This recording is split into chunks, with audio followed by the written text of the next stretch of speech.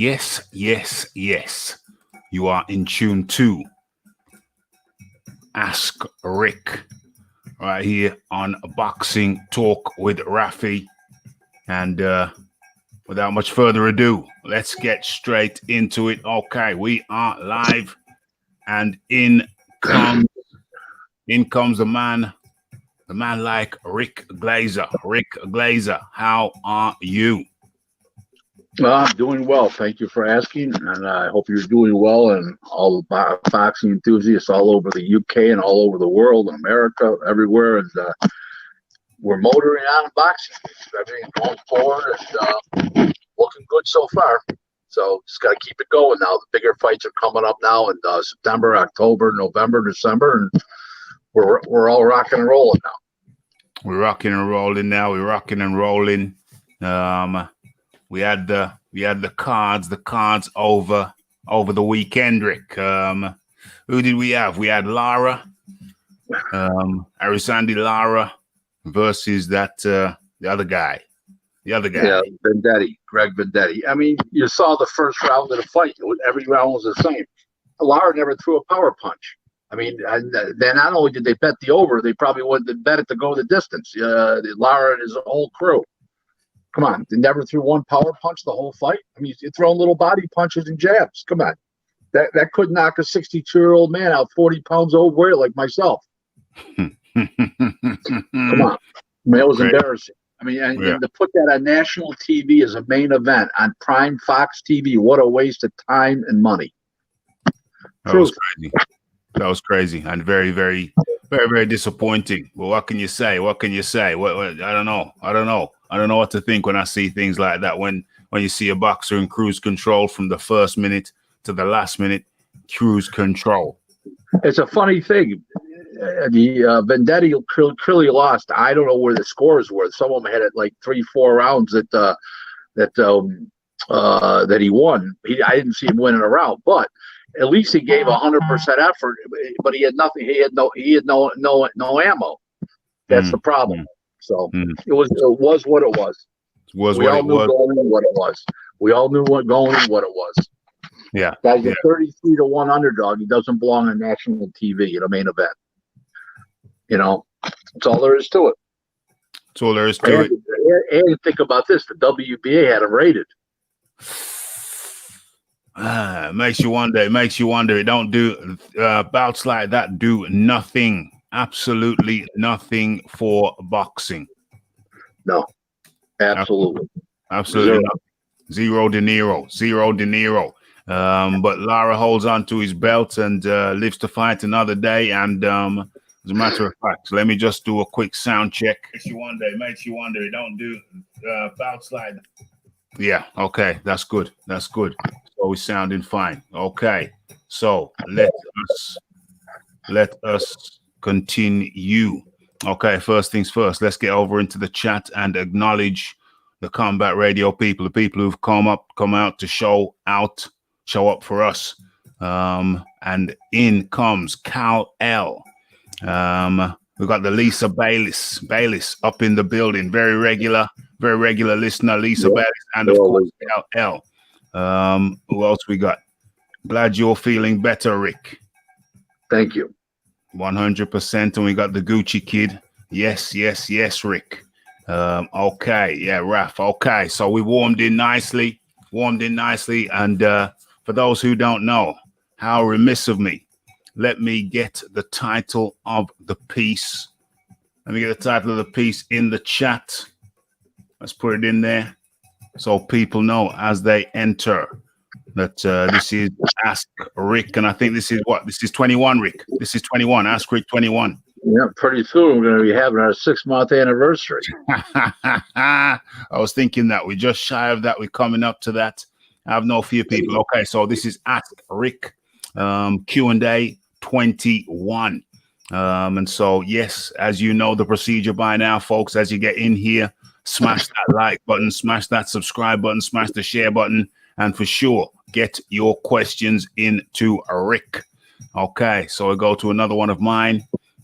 Still sticking with the weekend activity. We had Postal Victor Postal versus Jose Ramirez. Yeah, I mean, it was a very good fight. It was a little mundane at times, a little boring, but it was a good quality fight with two quality fighters. The number one mandatory contender in Postal and Jose Ramirez, the champion, and it was a good, solid fight. I scored it 116-112 for Ramirez. I liked his aggression, how he came forward, even though at times he wasn't that effective, but he was still aggressive. Postal landed the occasional clean shot, made it look good, but I clearly scored it 8-4 in rounds, no knockdowns, no point deductions for any reason. 116-112 the way. I mean, a lot of people had it a draw. A lot of people had it 115-113. It was a funny thing. Every round that each fighter won, I thought was clear. So how you can come up with a scorecard of even, 115-113 for Ramirez, I can see, because that's only one round difference. But a draw, I don't see it. I don't see where Postal won more than 4 rounds in the fight. They were very clear which guy won each round to me. It wasn't like at the end of the round I was looking, well, who do I think won the round? No, I know who won the rounds. I didn't have to think about it twice. So that leaves me in doubt. Actually, some people thought Postal won. Postal won. I don't know with what. So it was one man's opinion, but it was solid. It was definitely a world-class fight, worthy of a main event for sure. That's positive. Yes. Unlike the Lara fight. Yeah, the Lara fight, that was just a damn squib. That was just a damn squid.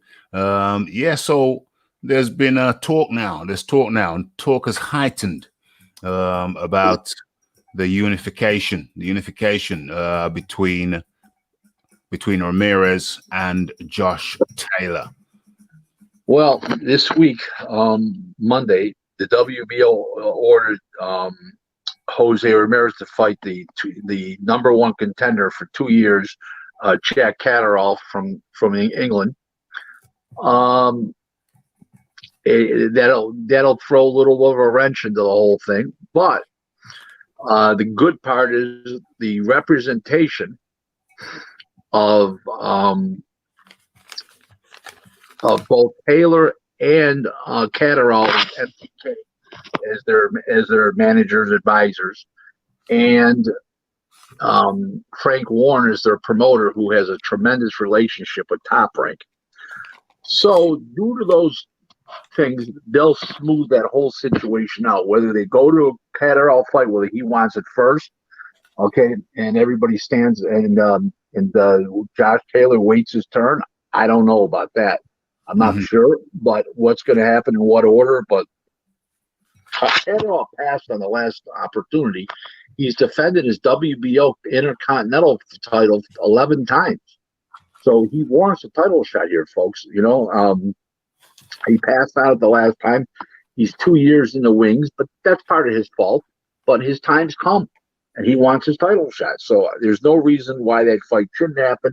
And the winner of that fight should fight the winner of should fight Josh Taylor. No question about it. Assuming that Taylor beats the guy from Thailand, who I can't pronounce the name. I don't think you can either. Call him Kashang. Yeah, just call him the Thai fighter. Thai guy. Thai guy. Yep. Thai guy. Okay. Okay. So things are moving. Things are shaking. Things are moving. Things might be a little bit closer. Might be a little bit closer for unification with Josh Taylor and Ramirez. Might be a little bit closer, but Josh Taylor's got to get past the Thai guy, and Ramirez has to get past the other guy. So we're gonna have to see how that works out, shakes out, works out. Okay, so let's get into another one. Which one am I gonna go with right about now? Boom, boom, boom. Okay, we haven't talked about Daniel Dubois versus Richard Schneiders, have we? No. Okay. Let's talk about that. Daniel Dubois, Schneider. I thought it was very classy of Daniel Dubois He knew what he was up against, basically a blown up cruiserweight, and he just went to the body. He never tried to go to the head. He's dropped him 4 times with body shots. I don't know what the referee was thinking in the first round when he dropped him 3 times and he let him continue. I don't understand what he was thinking. I don't care if there was no 3 knockdown rule in effect or not. Common sense must prevail. Yeah. And common sense did not prevail with that referee. There's no question about that. You know, if Daniel Dubois would have wanted to walk across the ring, hit him with a jab and a left hook and a right cross, the guy would still be sleeping. Yeah. So he did a very classy thing by just going to the body. He didn't want to hurt the guy. He knew the guy was in on 2 weeks' notice. It was a combination of a whole bunch of things. And, you know, Daniel's, when I can see, he's a very classy guy. And he did what he had to do. It was business, but he did it the right way. He went to the body. Guy went down. I don't know why the guy, and the guy didn't want to save himself. He wanted to keep getting up. There was no reason for, after that 3rd knockdown in the first round, for the referee to let that fight continue. What did he think was going to happen that was different? Nothing. Exactly. That was really stupid. And it's a funny thing. Nobody picked up on that. I didn't hear anybody complain about the referee. I think the referee got a pass from everybody but me. I think the reason is that people want to see Daniel go more than a round. I think people want to see Daniel go more than a round. That should not affect the referee's decision, but I think subconsciously it may have. It's not right. Let's leave the Daniel Dubois fight this way. The referee erred, should have stopped it when the knockdown was the 3rd time in the first round. There was no reason to let it see a second round. Number 1. Number 2 is Daniel Dubois was very classy by doing that. Okay. And number 3 is we look forward to Joe Joyce, the 23rd, 24th of October. Yeah. Hopefully we can allow fans. And hopefully, you know, it's going to be as good a fight as I think it's going to be. And hopefully Dubois is victorious. Yes, the future. I think Dubois is the future, but he's got to get past Joyce. Everybody says Joyce is slow, but I've got a funny feeling that he's not as slow as people think he is, because I notice he keeps hitting people in the face. And if you're a slow, I wouldn't call him slow. Okay, I would call him ordinary in the speed department. He's not slow. Okay, he's ordinary in the speed department. He's definitely not slow. Yeah. Slow, I mean, you know, definitely not slow. Slow is what Joe Hip was. Okay, some of these guys over the years, that's slow. This isn't slow. This is just normal, you know. But Dubois is better than normal. He's got more speed than normal. So it's going to be it's not going to be any cakewalk for Dubois. But it'll be a great fight. He should win and go on to bigger and better things. I mean, Frank Warren's touting him to fight if Joshua gives up the WBO title, for him to fight Usyk. It's a great fight. It's a fight that I won't be able to pick a winner, but I will be supplying the sparring partners. I know that, because the Bauer brothers, the managers and trainers of Dubois are clients of mine. So. For the Joe Joyce fight, I'll be supplying the sparring and an Usyk fight. So, excellent. So, what we got here? Let me just slightly modify that. Where are we? Let's put the correct thing in the scroller. Get your questions in, folks. I'll stick with my list for the time being. I just got to get this in. Ask Rick 157167. Let's get that in there. Boom, boom, and boom. So we should have that scrolling down. Yeah, excellent. Okay. So let me have a look. See if we haven't got the first question yet. People are just enjoying the show, Rick. They're just enjoying the show. They're leaving the questions to me, but that's okay, because I got loads. Hold on. Lisa Bayliss comes in. Rick, do you think Angulo won the fight? Should El Perro retire? Talk about slow. Angulo. I mean, Yeah, no, he didn't win the fight. No, he did not win the fight. And he should retire 100%. Done. That dinner's cooked. It's been overcooked for about 5 years now. Damn. Why is he sticking around? Is the money good? Is the money good, Rick? Of course. Well, what else would a guy stick around for? His good looks and his table manners? OMG. OMG. Okay, thank you, Lisa Bellis, for that one. And as we press on, I'm going to come to one of the funniest things I have seen all week. Where am I going to locate that? Where am I going to locate that? Where is it located? Come on. Oh, here it is. I think I sent you a message about this one. I'm just going to have to show you the headline. I'm going to have to show you the headline on this one. It's quite funny to me. Quite hilarious, actually. Let's share the screen on this one. Boom, boom, boom. Okay, so the date on this one was like, 31st of August. It is now the 2nd of September, and it was titled, can you even see it? Yeah, it was titled, Filip Hrgovic, I feel ready to fight anyone in the world right now. Okay, so those are the words of Filip Hrgovic. But then, to my astonishment and partial amusement, I found out that Hrgovic's next opponent is a guy called, what's his name? Andre Pala. That's it. Andre Pala. Now, the interesting thing about Andre Pala, Rick, is that Andre Pala has not had a fight in 6.5 years. Rick, I need your help. You got to help me with this one. It don't make sense. I'm a career boxing guy. 29 years. January will be 30 years.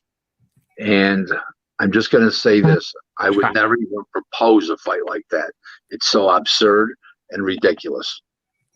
Okay, if a guy's been out of the ring except for the COVID problem we've had for more than a year and a half, I wouldn't use a guy in a 10 or 12 round fight.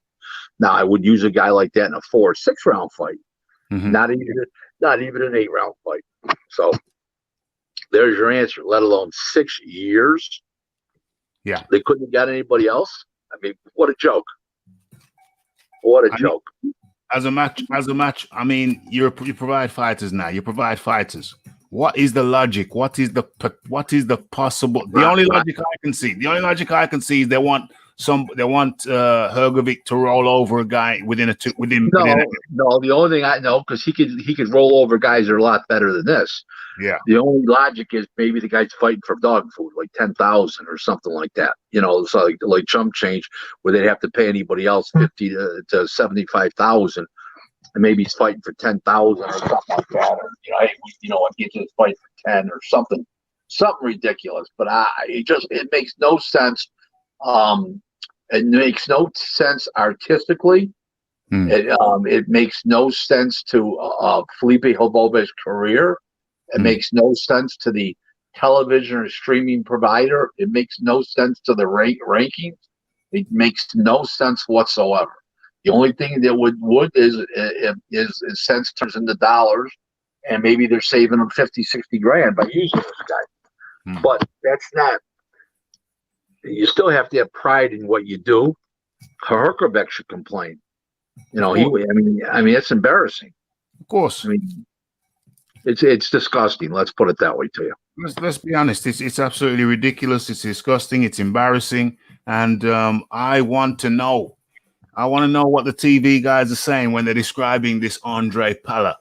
What are they going to say? His last fight, he got knocked out in 3 rounds against Pricey, David Price, in 2014. Are they gonna miss out the 2014? I don't know, but it's just something that's so ridiculous. It should never even come off anybody's tongue to mention is a fight like that. Yeah. Madness. And as we move on, We look at Jorgenis Ugas versus Abel Romas. Abel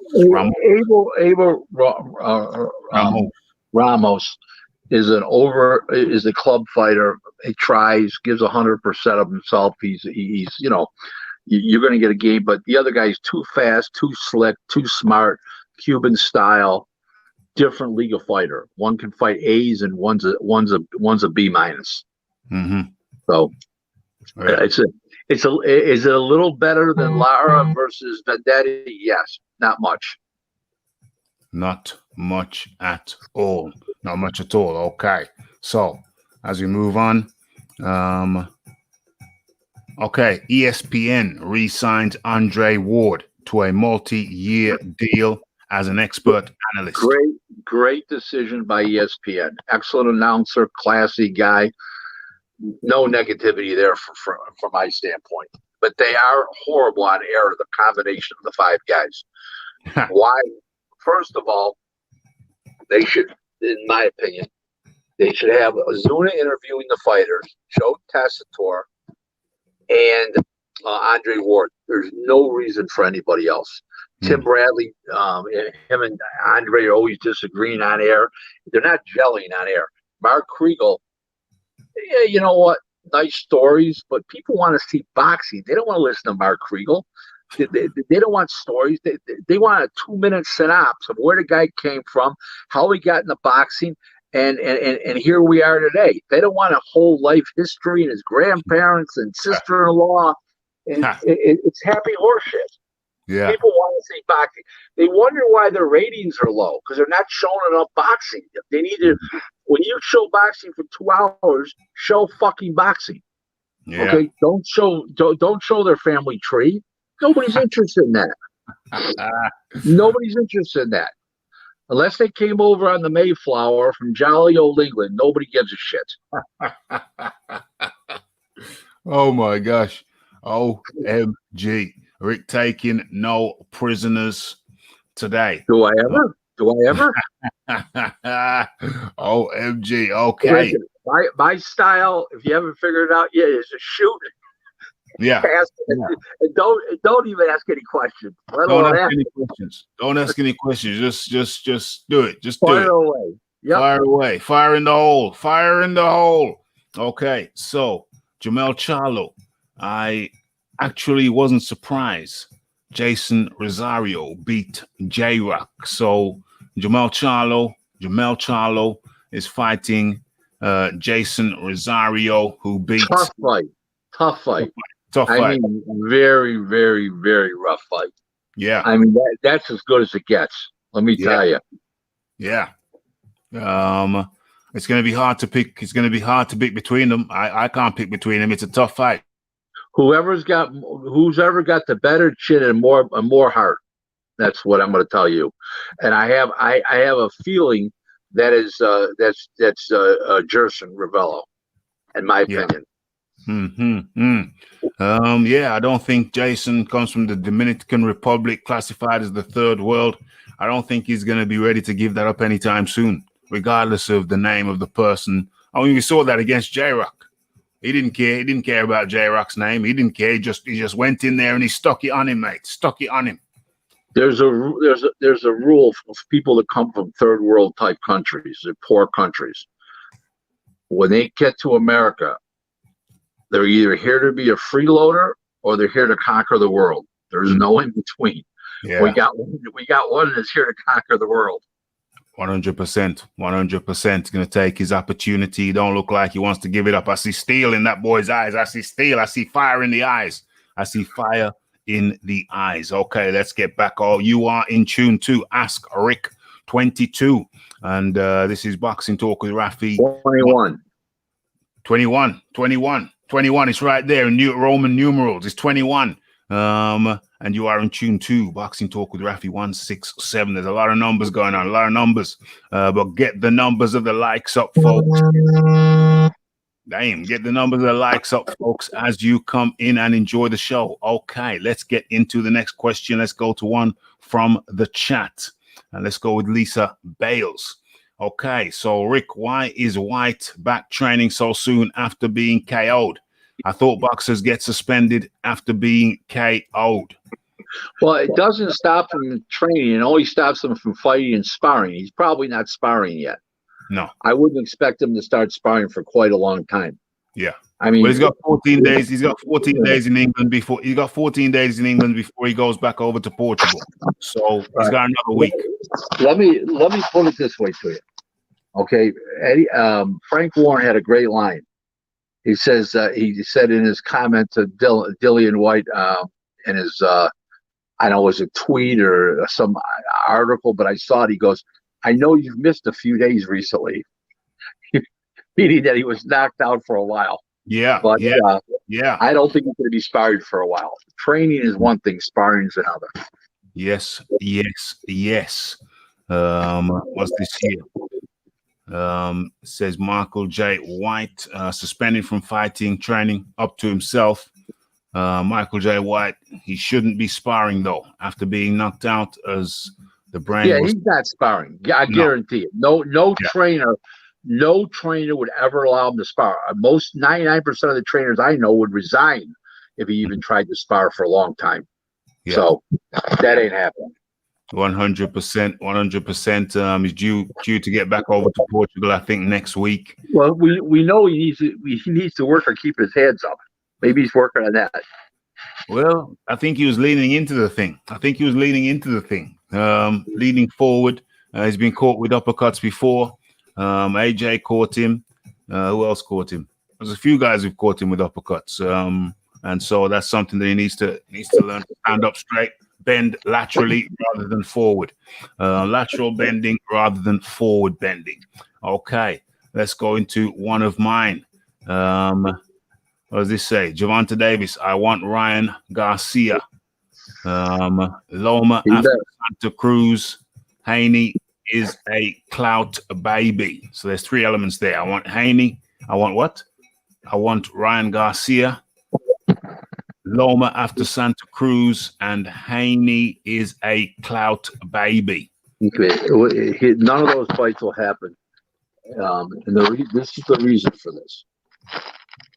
Mayweather doesn't have a lot of good fighters. He doesn't have any other champions. That's the only champ he's got, and he's not going to risk that against any of those guys to make a nice payday for himself for one night when he's making paydays with this guy and keep this guy away from anybody that can breathe. Don't forget, Santa Cruz was an 18 and 22 pounder and 26-30, so he's capped out. So I mean, this guy's small for the weight class, Santa Cruz, and he doesn't want any. Mayweather wouldn't want any smoke for Gervonta Davis from those guys. You know what? He knows that. Gervonta Davis. So he needs to take clues from those guys, and he's talking out both sides of his ass, and his head stuck in the middle of it. OMG. Okay. So let's go into the chat. Remember to smash that like button, folks, and hit that share button and tell a friend to tell a friend to tell a friend.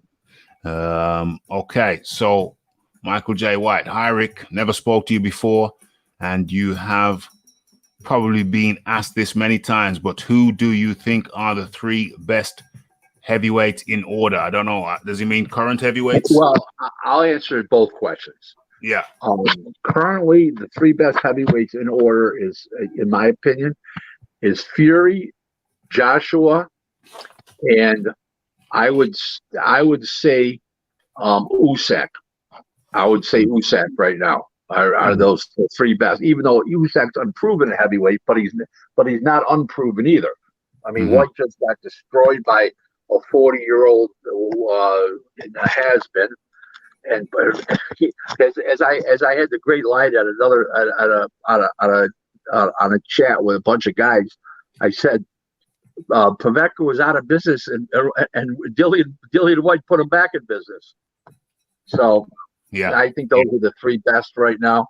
I don't see a Wilder beating Usyk. I think Daniel Dubois is even with Usyk. It probably would be even. All time, Joe Louis Larry Holmes and Lennox Lewis are the three best of all time heavyweights in my book. Ali being fourth. George Foreman being fifth. Jack Johnson sixth. The list goes on and on. Okay. Who'd you say was your favorite? All time, Joe Louis, as far as the best heavyweight of all time. Yeah. What's your basis for the call for Joe Louis? What's the grounds? Beat everybody. Every fight was a stop for the war.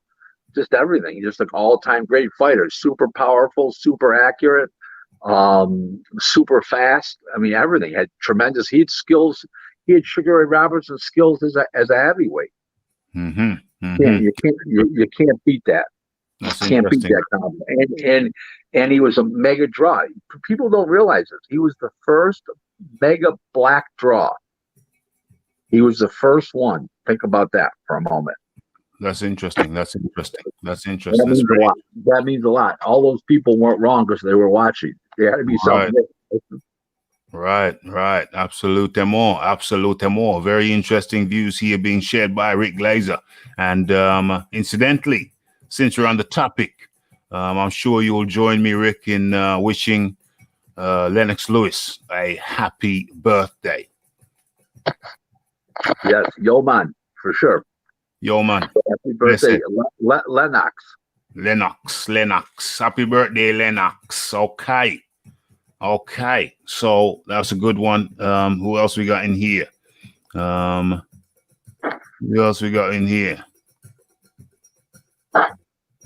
Okay, let's have a look at this. Roger Lee up in the building. Supposedly, Teofimo Lopez's father has no pro boxing experience himself, nor has he trained other pros. Are there other members of his team who have the experience to properly guide Teofimo? Best answer, not that I know of. Mm-hmm. I don't know anybody that works the corner that has real boxing experience. So I don't know. So, how does that work then? How does a guy who's never been in the pros, how does he guide his son to be a world champion? He's always been ahead in every fight, knocks everybody out real quick. So the going has never gotten rough. I mean, if Loma and Teofimo turns into Calzaghe and Jeff Lacey, Teofimo's in trouble. Mm-hmm. Mm-hmm. But he's got nobody to rely on in the corner that's got any big time corner experience, and it's that fact is sort of frightening a little bit. You know what I'm saying? So that does count a lot. So I mean, that's a big difference right there to me. That's a big difference. I think we know which direction Rick Glaser's money's going in. I think we've got a hint. Yeah. So far, I mean, unless something drastically changes, but yeah. Okay. So staying on Gervonta Davis. He recently said that he's worried about coming in on weight for his 130 clash with Santa Cruz. Worried about coming in on weight. So he couldn't make 30 when he was a 30 pounder. He's at 35, and he did make weight a couple times. He did get back on the scale again for a second and third times. I mean, I don't see where he's going to make 130 pounds unless he counts his Johnson off. Oh dear. Damn, that sounds very drastic measures. I don't know if the wifey would be happy about that. Okay, so Erisandi Lara says, I definitely want the winner of Jamel Charlo, Jason Rosario. Who said that? I'm sorry? Erisandi Lara. I mean, great. I mean, there's no public demand for the fight. But that doesn't stop anybody from, that doesn't stop PBC from making the fight. Because there's no public demand. We just saw that the other day. But that being said, I mean, okay, you know, I don't think if Jerson Ravello wins, I don't think he needs Lara. So who knows? Yeah. How would that fight go? Do you think? How would that fight go? Erisandi Lara versus Jason Rosario punches too hard, and he's too strong at this point. Lara's on the back nine. He's 37 years old, had 1 million amateur fights, probably 400. He's on the back nine heading towards the clubhouse. And then he's sort of a sitting duck champion in a way, because if he fights somebody, really is going to get beat. Yeah, yeah. Talking about those 400, those 350, 400 amateur fights. What do you think? What do you think? Where do you like a guy to lie when it comes to amateur fights? You know, we see guys coming into the game with 10, 12 amateur fights, and they're up there in the highest point. A guy should be ready to turn pro after and be a real competent professional. How much farther he goes in that depends on his own ability and his desire. But a guy with 50 amateur fights should be able to compete on this. If he's a winner as an amateur, should be able to compete at the professional level with no issue. You don't need 400 fights. Yeah, that's what I was wondering, what kind of a figure. But 50, yeah, that makes sense. 50 fights, you should be fully competent if you're good in the amateurs. If you're good in the amateurs with 50 fights, then you should be good to go as a pro. Yeah, I like that. Okay, so we got the prudent man up in the building, and his question is, if you were managing White, would you let him rematch in less than 12 weeks? Absolutely not. Absolutely not. Unequivocally. I tell you what I would do. Povetkin's probably not going to fight for another 6 months anyways if he didn't want to do the rematch. There's a rematch clause.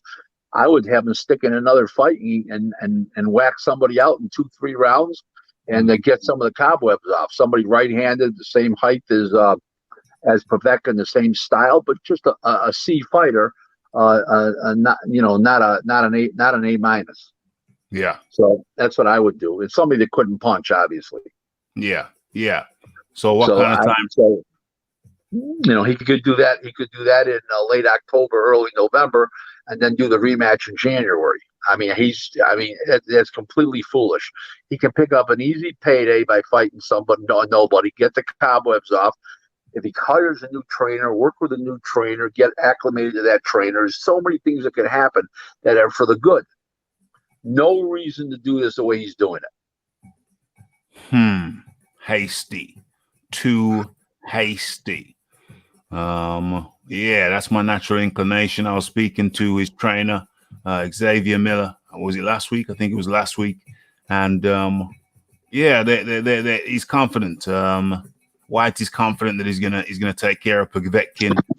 I think that being in there, he's confident in himself. Listen, I know what it feels like in there with him. I know what to do differently next time around. Don't forget one thing.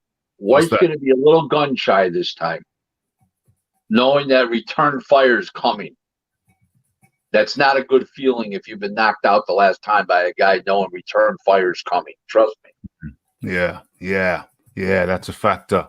That is a factor. Good point.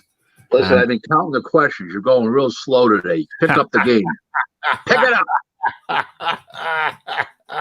Rick Glaser's a funny guy counting the questions. This is Ruben Guerrero. Rick, did Rick see stuff on Canelo fighting in 2020 in jeopardy? Apart from the zone, can only bloody hell.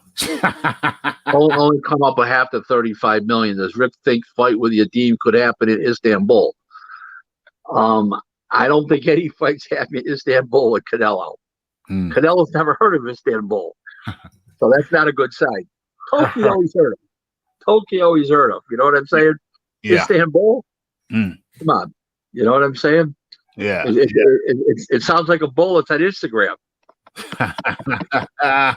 Okay. Talking about DJ Georgie Porgy, thumbs up gang is up here in the building. How do you do, Georgie Porgy?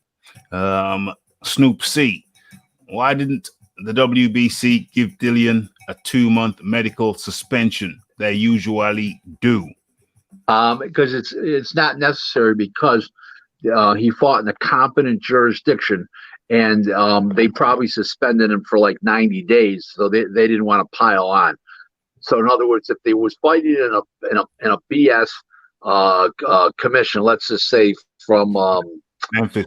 some let's say some Wyoming in the United States, you're like Wyoming, we don't do fights.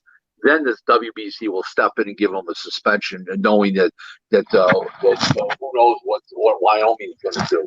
So it's a very competent commission, the British Board of Boxing Control. So they probably leveled 90 days or 75 or whatever. So they didn't find any reason to suspend them. Okay, so Marla says White needs to fight from the outside and fully utilize the jab. Avoid the inside fight at all costs. Otherwise, he will get smoked again. Well, actually, he was fighting on the outside. Okay, but what's his name? Stepped around him and threw that left uppercut. And that's all she wrote.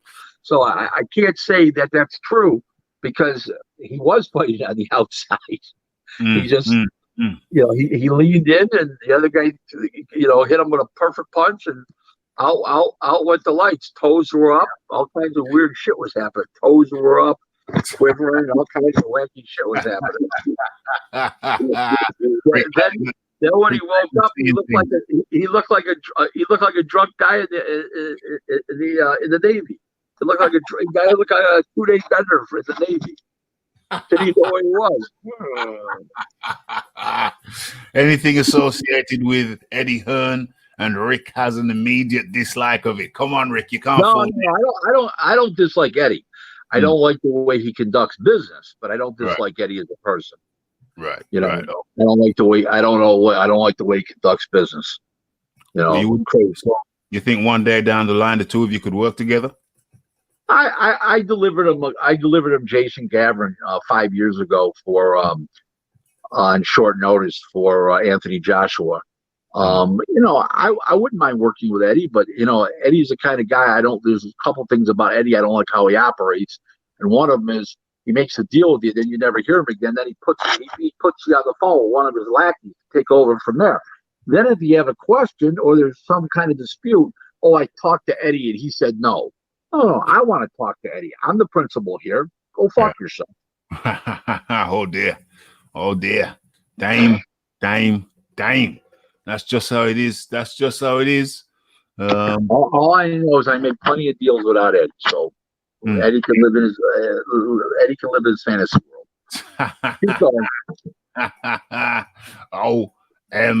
OMG. Okay, so Joshua on Fury. Anthony Joshua says about Fury, I've seen nothing to make me think he's a massive threat. Rick Glaser, I know you're a big Fury guy. What say you? Well, Sonny Liston said that about Ali. We know that result. George Foreman said that about Ali. We know that result. I see a trend. I see a trend here, Rick. Yeah, I mean, Fury. This is how Fury fights.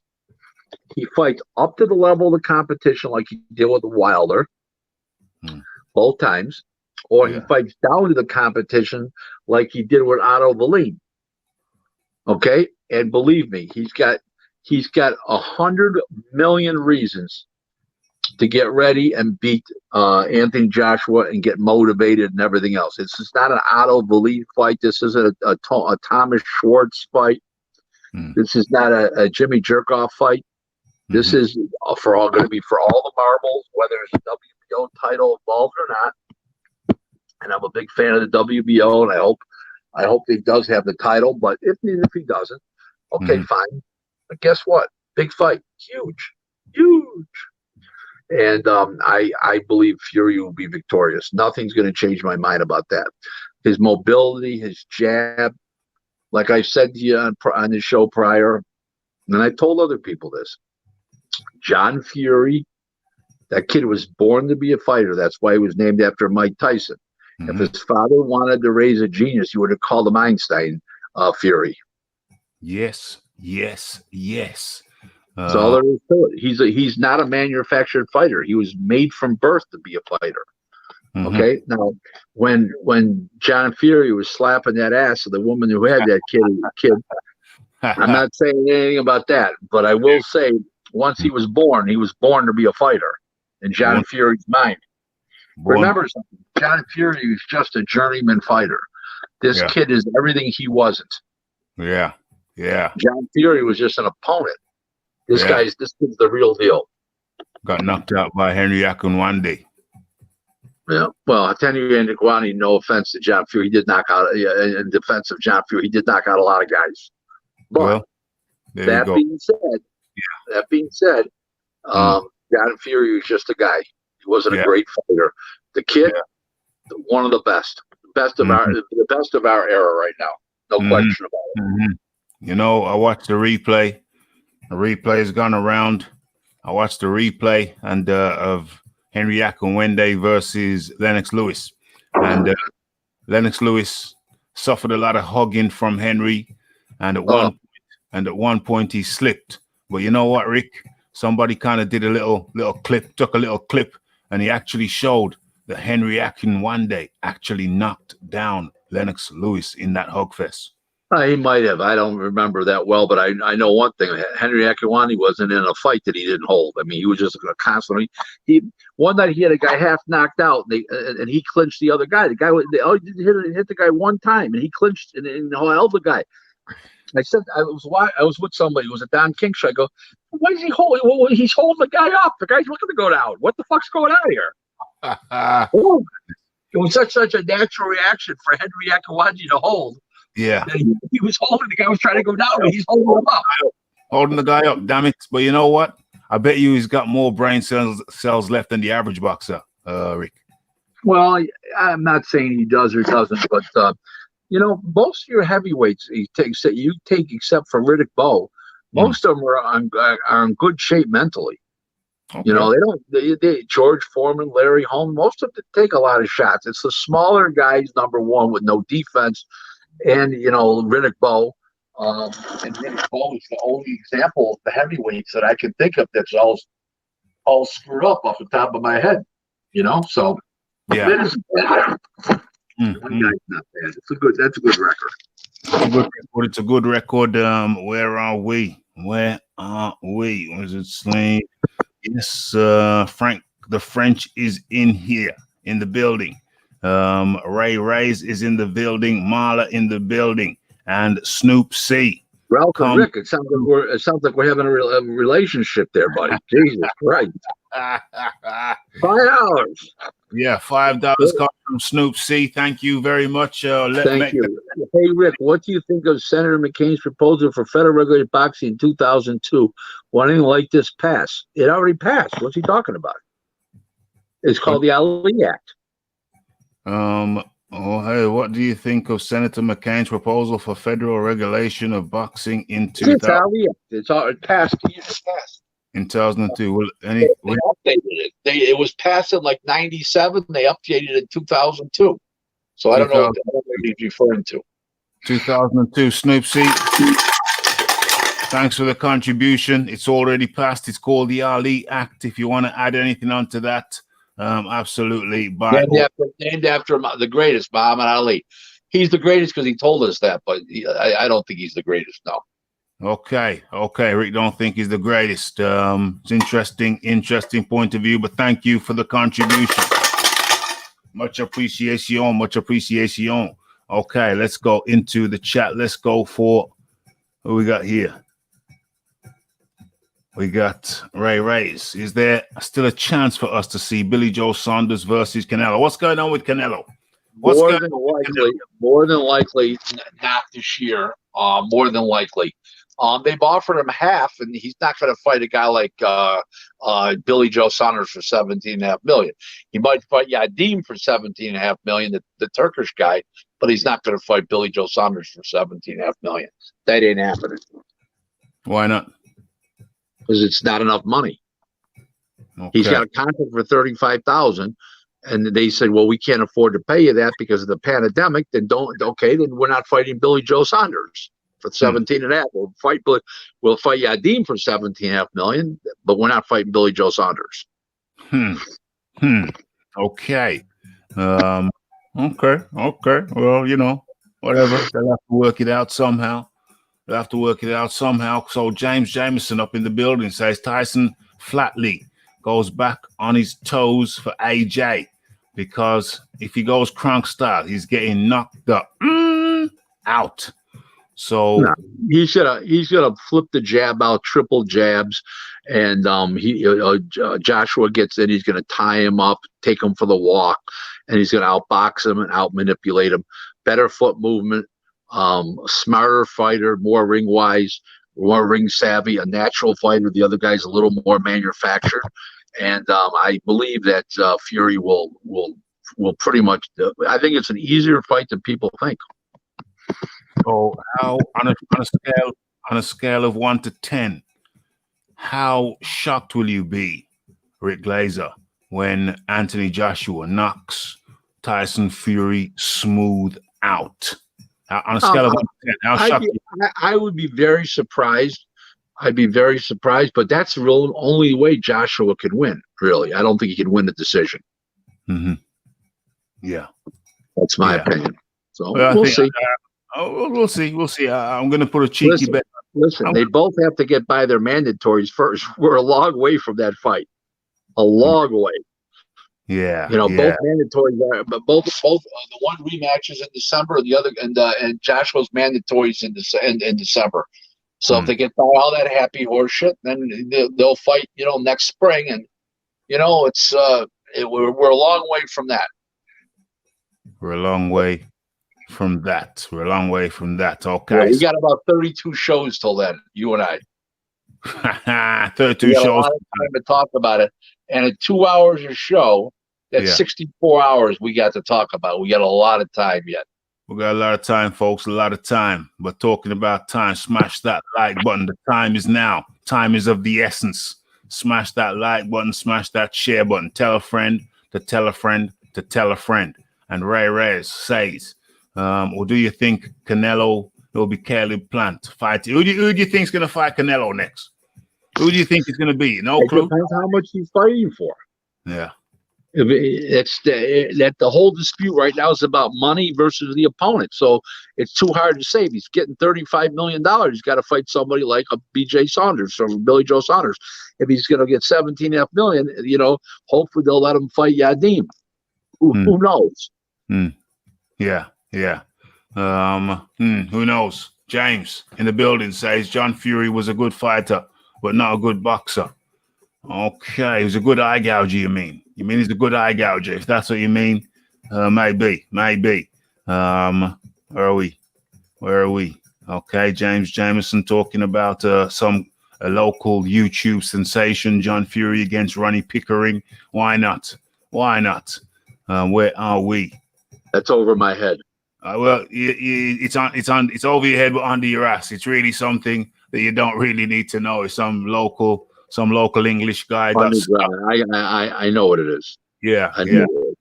So, Bo had a lousy defense. Did Bo have a lousy defense?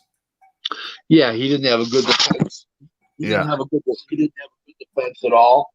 And that being said, he didn't have a good defense, and he was lazy, and he blew up in the fight. There's so many reasons for his downfall.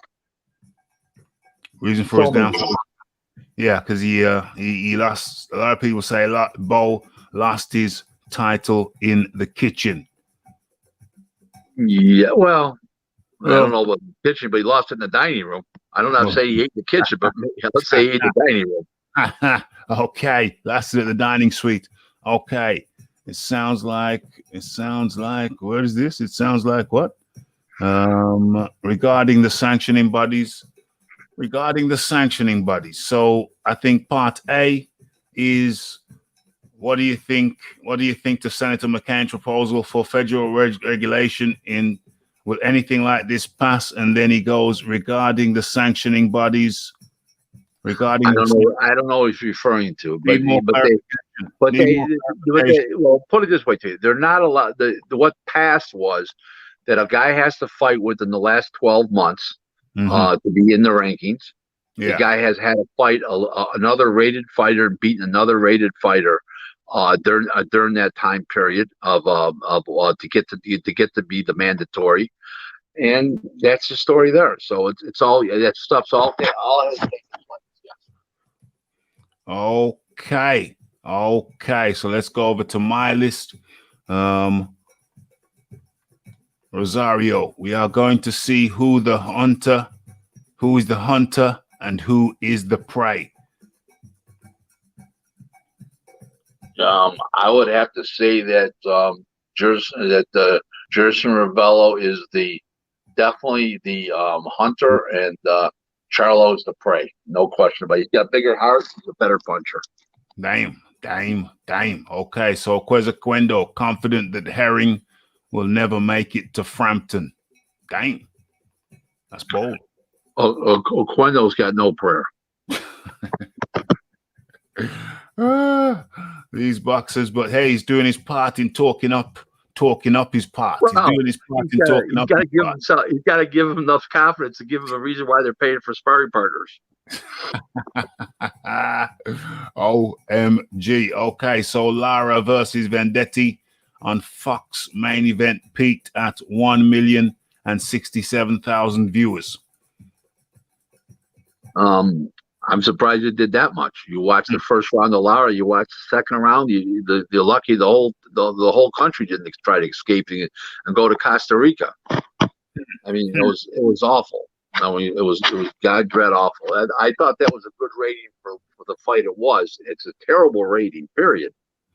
For terrestrial main event boxing on a big network like Fox, but. As bad as the fight was, I thought the rating was pretty good. They could have ended up with people that were real smart and ended up with 0. Yes. Okay, so Dubois' promoter Frank Warren is very open to Usyk clash for vacant WBO title. What say you, Rick? It's a great fight. I don't know who'd win the fight. It's a great fight. It's really what the fight's all about. The two of the best, undefeated. You both, strong bucks. Great fight. Usyk's left-handed. He's pretty quick, smart fighter. Daniel Dubois is super powerful, quick himself. Great fight, no question about it. But let's see if it comes to pass. Let's see if it comes to pass. Okay, so where does Rick rank Lennox amongst number three? Number three. Joe Louis 1, Larry Holmes 2, Lennox Lewis 3, Ali 4, George Foreman 5th, Jack Johnson 6th. And I'm running out of brains. What's Rick's opinion on Dubois versus Joyce? I think Dubois smashes him up. That's from Frank. Frank. I think so too. I think he's just a tad faster. I think he's stronger. And I just there's nothing about Daniel Dubois I don't like. 0. I think he's great for boxing. I think he's classy. I've heard nothing but great things about him. Everybody that I know that knows him personally said he's a great guy. There's no negativity. I wish him the best. We should only be lucky enough to have him become heavyweight champion of the world. 100%. Rick and I don't agree on everything, but we do agree on that. I think his way his family has been raised well. He's under his father's influence. His father's a big. I think the Bauer brothers, Martin and Anthony Bauer, the trainers and managers, I think that they've done a great job with him too. Not only from a boxing standpoint, but from a humanity standpoint, from just being a good quality guy. Because Martin and Anthony treat people, Tony, they treat people very well. So I think he sees that. I think it's a real reflection on them bringing him along in life. Yes. I think it's a reflection of his father as well. Big boxing guy. Of course it is. Big boxing guy. He studies the greats and studies the greats like the people you mentioned. And so I think between his family and his trainers, he's in very, very good hands. And it's coming up very, very well. So we're gonna have to see how that goes. I wish him well. Where are we? What's this one here? Ask Rick how bad is the beef between GBP and Canelo versus the Zone. What's GBP? Golden Boy Promotions. Oh, okay. Okay. It's very ugly. Let's put it that way to you. Yeah. How ugly? Put it this way to you. Ugly. Ugly. You want to elaborate a little bit on that, Rick? It's bad. It's just they're not on the same page. The Zone is using the force majeure, which I told you on a previous show is very strong, and that's their leverage. And Canelo's got to sit. See, the problem Canelo has, if he went to go get a TRO, he may be able to get a TRO, temporary restraining order. But then, when he goes to get the TRO, who's going to put the money up for the fight and get the guarantee from the fight? He put up $35 million that he's looking for. Nobody. That's the problem. What's the TRO? Temporary restraining order. Okay. So, TRO, temporary restraining order. Snoop C, back up in the building. Okay, Rick, I was talking about another proposed legislation to do with federal sanctioning bodies. They're not going to do federal sanctioning bodies. The government doesn't want to be in the professional boxing business. Trust me. Yeah. They can't run the government without boxing, let alone with boxing.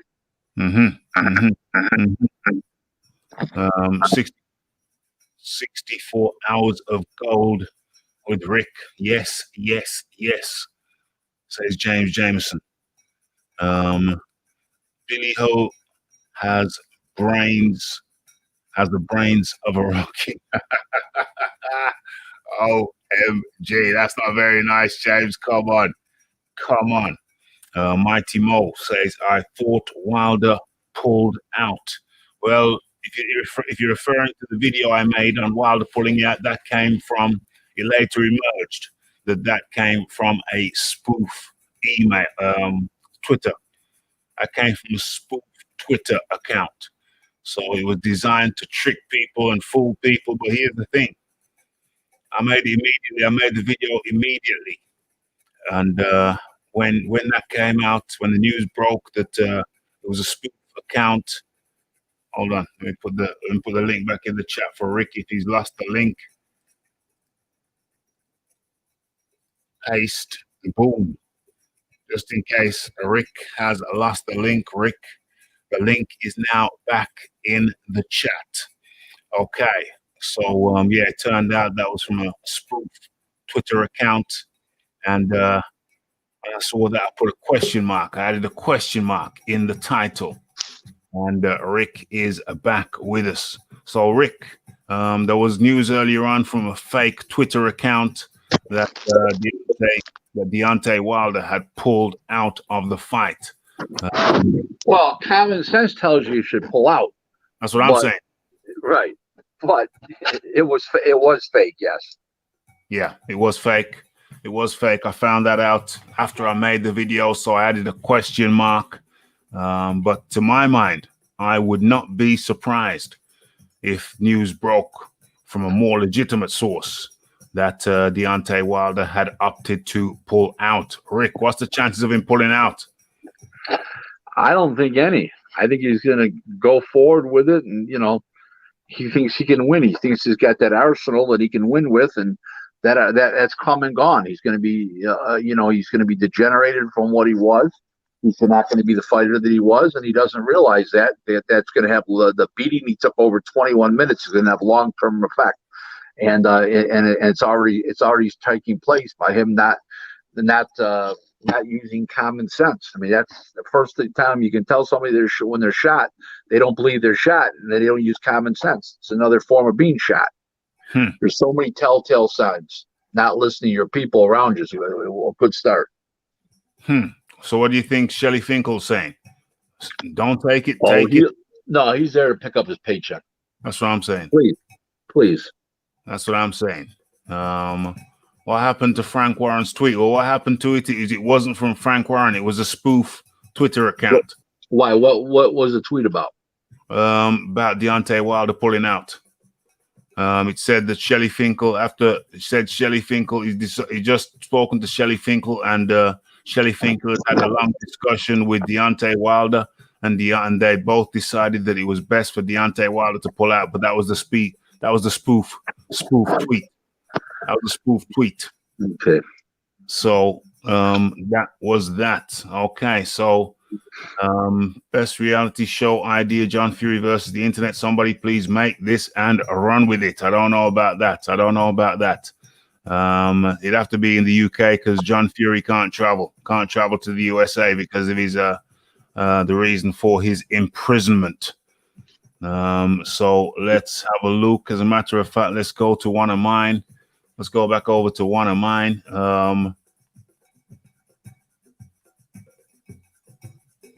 What's that? Oh, Derevenchenko says, you can expect the same type of fight you saw me in against Golovkin. Of course, he's talking about Big Charlo. Yeah, it's going to be a good fight. Yeah. Anything can happen in that fight. Listen, it wouldn't be surprise me if both Charlos lost or they go one win and one loss. If they win both, I'd be really surprised. They're in deep. Okay, so Tim, remember something right now. The bigger Charlo, the 160, never been in with a good fighter at 160. 54, he fought a couple decent guys. Never fought anybody good at 160. Derevenchenko is a big, strong guy who can whack. This will be a good fight. No joke. It's going to be a hell of a good fight. Do you remember off the top of your head when that's going to be? Off the top of your head? I don't remember. 26th of September, 26th of October. I don't remember. Yeah, okay, it's coming up soon anyway. It's coming up soon, folks. Right. Okay, and so Tim Tazoo says he's eager, hopeful to bring the world title fight to Australia. What's his chances? Good. He's going to be a huge draw now. He's coming out of his father's shadows, and it's got a great shot to have somebody come over there win the title from somebody. What I really think is going to happen, they're going to team up with Aaron, and he'll come over here. Aaron will make him number one in the BO, and whoever the champ he'll beat, whether it's Patrick Teixeira, whether it's Brian Castano, his mandatory, whoever wins, they'll make him number one in the BO, and he'll win that fight, and everybody will be happy. Okay, and we come up to a big one. We've been talking about this today and yesterday over here at Rafael Dawkins Combat Radio, but it's the first time we got the opportunity to talk about it with you. Okay, so Usyk vows to enforce mandatory fight on Anthony Joshua. Usyk being the WBO mandated fighter to fight for Joshua. Yeah, I mean, Eddie Hearn's got both guys. He'll be able to control the situation. I'm not that worried about it. If he gives up the title, he gives up the title. He's still got two of the other belts. Fury's got his belt because the Dillian White mandatory is out of the way now. And in case Dillian White wins, if you the mandatory for Wilder, the mandatory for what's his name would only continue from when he wins again for another year. If they do that, they don't have to do that, but if they do that for another year, so that mandatory is put aside now. So yeah. What do I think? I think if Joshua gives up the title, I can't see Joshua fighting Usyk instead of Fury. Okay, the money's just too much of a difference. Yeah. I think that he'll give up the title probably and let go Usyk fight Daniel Dubois, or Usyk maybe fight Povetkin, or who knows. Let's come out to that and go into my next question. So Naoya Inoue versus Jason Maloney is in play for October the 31st. It's not in play. It's happening. It's happening. It's happening. They just haven't made a formal announcement. I got the call for the sparring partners for Jason Maloney. That's how I know. What do I think? I think that as long as it lasts, It's going to be a sensational fight because Jason Maloney's got a big heart, and he can fight, and he's tough, and he throws, and it's a really good fight. How long it goes, who knows? 5-6 rounds. Somebody's getting knocked out. That's for sure. Don't forget one thing. Newey takes a lot of punches. Yeah. Donaire reached him a lot. Donaire's a little guy. Yeah. Maloney's bigger than Donaire. Touched him a lot. Yeah. No joke. So it's a good fight. No joke. Who you got? Well, I have a Newey, but Maloney's capable. Right. He's capable. Right. Yeah. Don't. Hey, stranger things have happened, Rick. Stranger things have happened. That's right. No question about that. Okay. So, where are we here? James Jameson asks, will Josh Taylor unify his division? I think he'll beat. I think he'll beat the Thai guy, and I think he'll beat Jose Ramirez. I think he's too complete of a fighter. Yeah. I think Ramirez is a really good fighter, but I don't think he's as good as Josh Taylor. I think Josh Taylor's got better foot speed, and he can fight on the inside or the outside. He doesn't have to pressure you. He can box. He can pressure you. He can box. He's too complete of a fighter. Yeah. I concur. What was on my mind just then? What's going on? You're asking me what's on your mind. Oh boy. No, I'm talking to myself. Ali Act was 2000 and speak. Anyway, James Jameson say Usyk stops Triple D easily, allegedly, according to James. I don't see that. I don't see either. James has another one. Let me tell you something. When he gets in, when Usyk gets in the ring with Dubois, Usyk's in a real, hope he wishes he was in the cruiserweight division again. That son of a bitch is huge, big, thick guy. And he can throw. No joke. Oh, you're trying to upset James Jameson. He's got his heart. Usyk's a good fighter. Usyk's a very good fighter. I believe in Usyk as a fighter, but Daniel Dubois is huge and powerful and fast and knows how to fight. James, are you listening to this? You better head down first thing in the morning to the bookies and change that bet, James. You better change that bet, James. Okay, James Jameson comes with another one. He's asking you, why have you left Rocky Marciano out of your picks? How dare you? Why have you left? I don't think Rocky Marciano is a top 10 guy all time. No. Here's my thing on Rocky Marciano. Either the Mafia ran boxing back then, or he was the greatest heavyweight champion of the world ever. Now, we know the Mafia ran boxing years ago, so we don't have to worry about that, do we? We don't have to worry about that, James. We don't have to worry about that, James. Where are we here? Did Rick see Tszyu versus Jeff Horn? Pretty impressive from Tszyu. What does he think next for him? I don't know who he's fighting next, but I saw the fight. It was a great statement fight. Horn is done. He's fried. No question about it. He stayed in the grill too long. I mean, he's really done. And Tszyu is a really good fighter, complete fighter. Good fighter inside, outside, knows how to roll with the head. It blocks nice with his hands high in the air. Does a lot of beautiful things, just like his father. Yeah. Yes. Just like his father. Where are we? Let's get back into the chat. Rick, I'm confused. Why does he need a TRO? A temporary restraining order is so if they sue each other, that he can go fight while the court thing is being argued out. So it's called a temporary restraining order. And then if he wins the temporary restraining order and he goes to win the lawsuit, then they issue what they call a permanent injunction. Right. Okay, permanent injunctive relief. Mm-hmm. So he's going to need a TRO to fight. But the problem is, who's going to put the money up Uh-huh. that he's looking for? That's the problem that he's looking for. Yeah. Yeah. Yeah. I see. Okay. So where are we?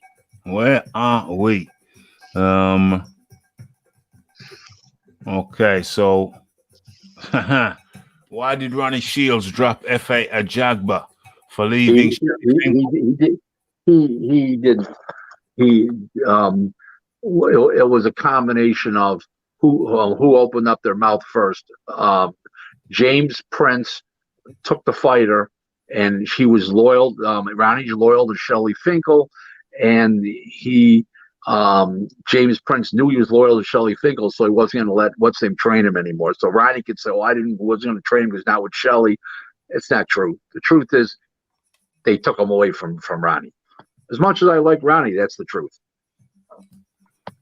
Even though Ronnie came out and said he got rid of F.A. Ajagba. You believe that? I believed it at the time.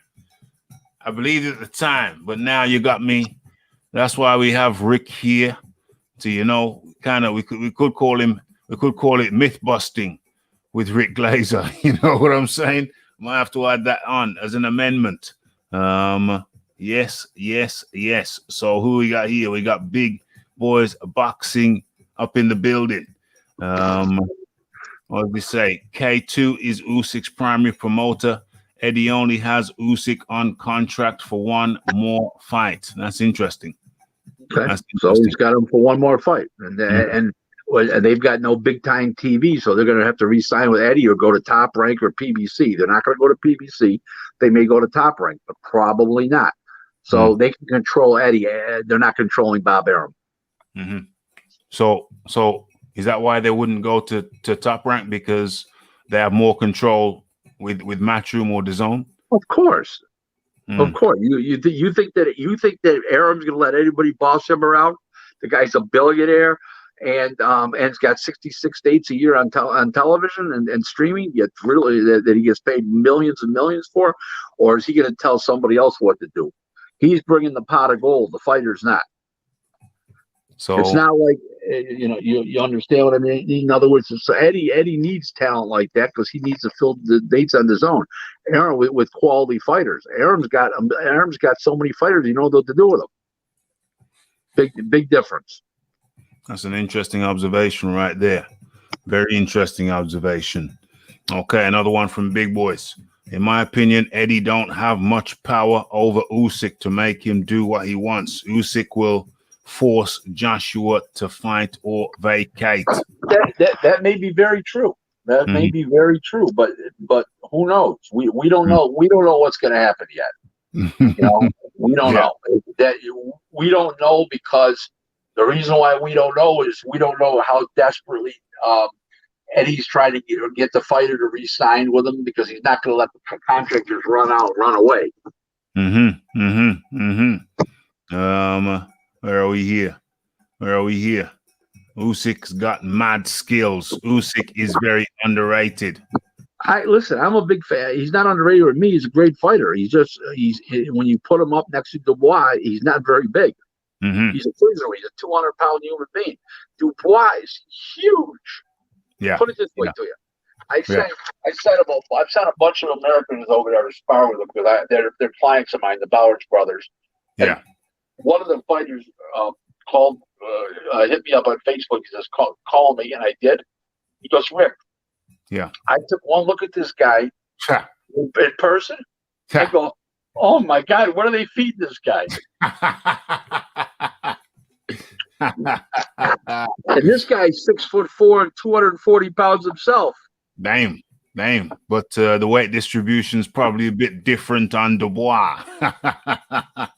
He's a beast. He's a beast. The man is a beast. The beast.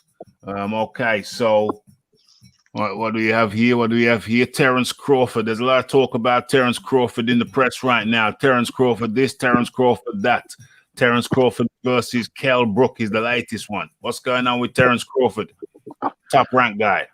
I can't believe Kell Brook can make 147 pounds anymore. If he does, he'll be so weak it'll be a quick knockout for Crawford.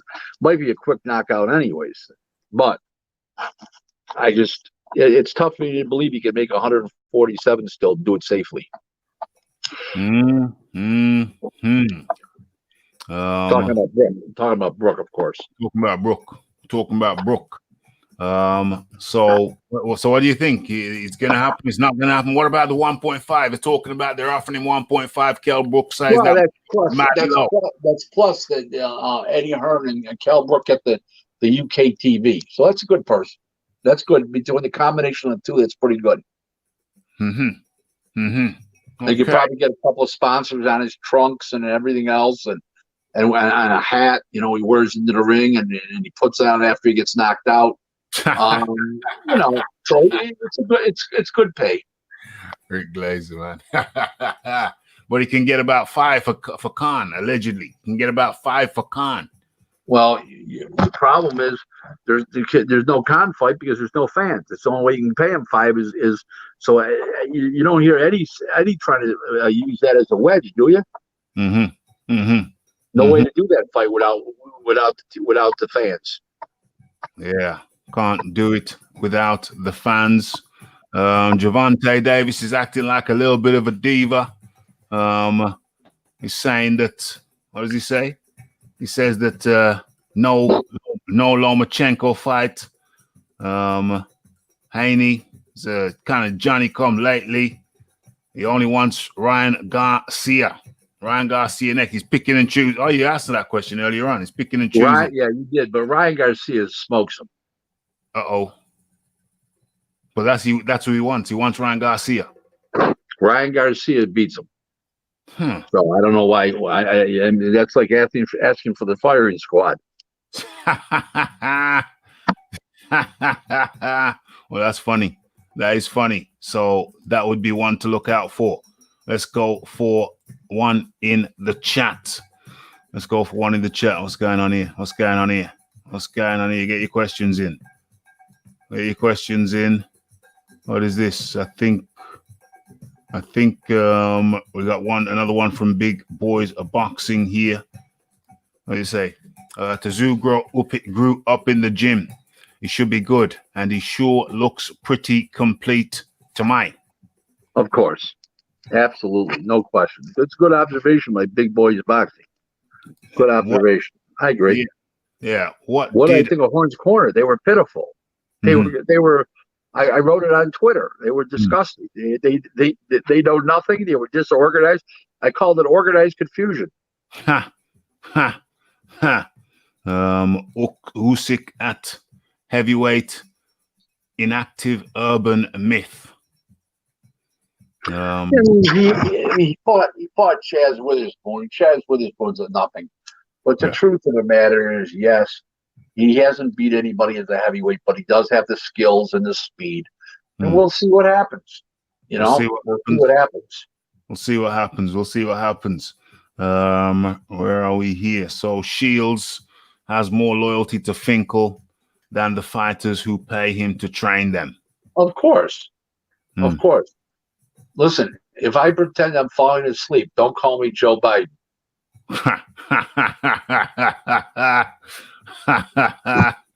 Okay, Joe Biden, the political jokes, Rick with his politics. Has Rick heard of or seen Babik after his fight the other week? Babik is the training partner. I haven't seen him. I know who he is, but I don't know enough about him to talk about him. Yeah, I hear you. Why didn't Terence Crawford test free agency for 1 or 2 fights before re-signing back to top rank like Cotto and Marquez did? Because of the fact that they offered him huge money and they made him a deal. The deal was we will give you a minimum of 2 fights a year, and you can fight as many times as you want. So if he wants to fight 4 times in a year, he can. If he wants to fight 5 times in a year, he can. 3 times. He's chosen to fight 2. That's why he stayed with Top Rank, and he was loyal to them, and they treat him well. So it was a good deal. Very good deal. What happened to the rumor that Bud and Pac were or was almost made about 2 weeks ago? I have as much chance as fighting Pacquiao as Terrence Crawford does. I'll leave it like that about that rumor. Just rumors. Just rumors of rumors. And the only gloves I've ever had on is winter gloves. So, where are we here? Where are we here? Where are we? Okay. People want to talk about the force majeure. The force majeure with the Canelo situation. So, if you want to explain a little bit about force majeure, Rick. Force majeure is a clause that's in any contract that has financial ramifications, and 99% of contracts have financial ramifications. That's why they're contracts. Mm-hmm. And it's a clause. The force majeure means unforeseen events that are beyond the scope of normal day-to-day activity, which would be a country getting bombed, the pandemic, a wipeout in the economy, like a depression. Yeah. Anything like that at all. For circumstances, beyond the normal thinking, which would have been that the country getting bombed, a country going to war where the war is fought in the U.S. on our soil. These are all kinds of things that would affect force majeure.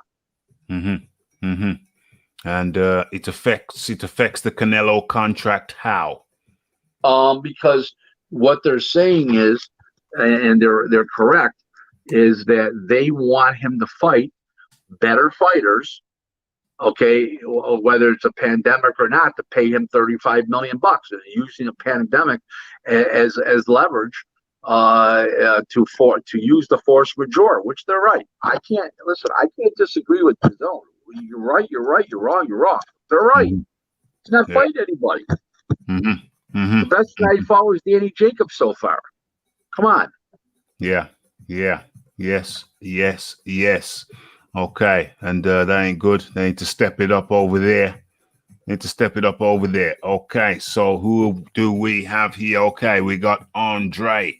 Rick, do you have an idea what fights are going to be on the Loma Lopez card? Yes, but I can't say. Belanga is going to be one of them. An 8-rounder, Edgar Belanga, the guy who's like 15-0 or 14-0 at 14 knockouts, or 15-0 at 15, all in the first round. Every fight is in the first round. Mm-hmm. Every knockout, every fight, you stop the guy in the first round is one of the fights. I don't know what the other 3 are going to be, but they're going to be good. Uh-huh. I know that guy you're talking about, the Elvis guy. Yeah, I know him. Elvis is going to be there. Are going to be a whole bunch of those guys on. Yeah. Okay, so let's get into this thing again. Let's see what's going on here. Al Heyman. This is from Snoop C. Al Heyman fighters really getting back end money that is equivalent or larger than the reported purses. I see such articles all of the time. LIE.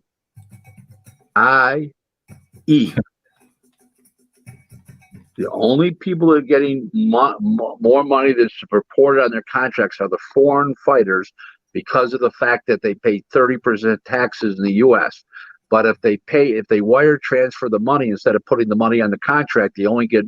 So if, let's say it's a $100,000 fight, and they put 50 on the contract, they only pay 15,000, and they only pay 15,000 taxes instead of 30. To give you an example, if it's 100,000, it's $1 million. They beat the government out of 150,000. The American fighters, it's a lie, not true. OMG, myths being busted tonight. Call him Mythbuster. Now, they could in other words, it could be they're talking about back end money.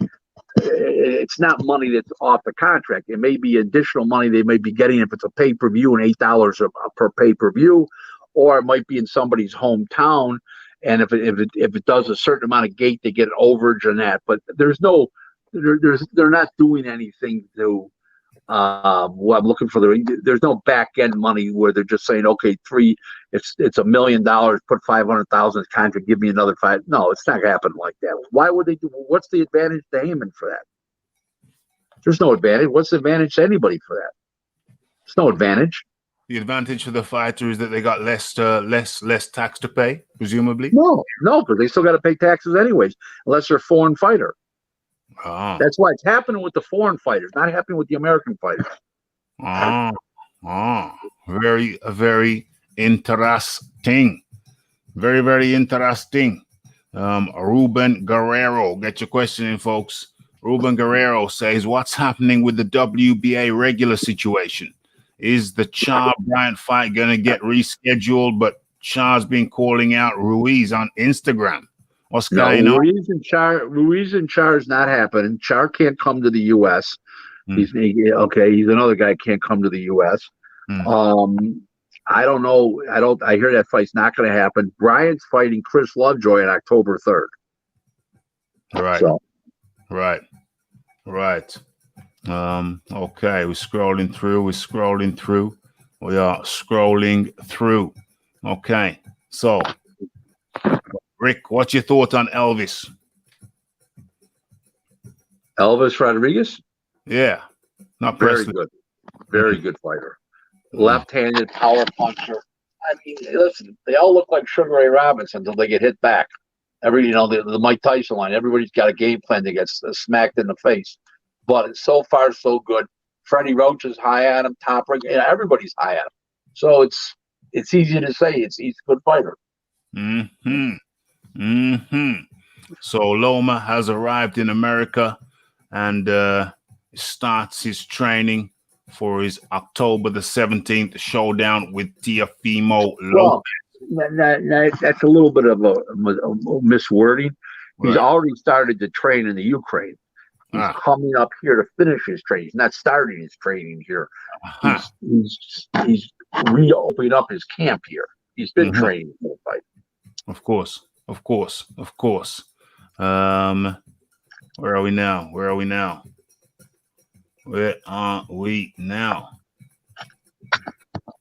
I took care of business, big boxing.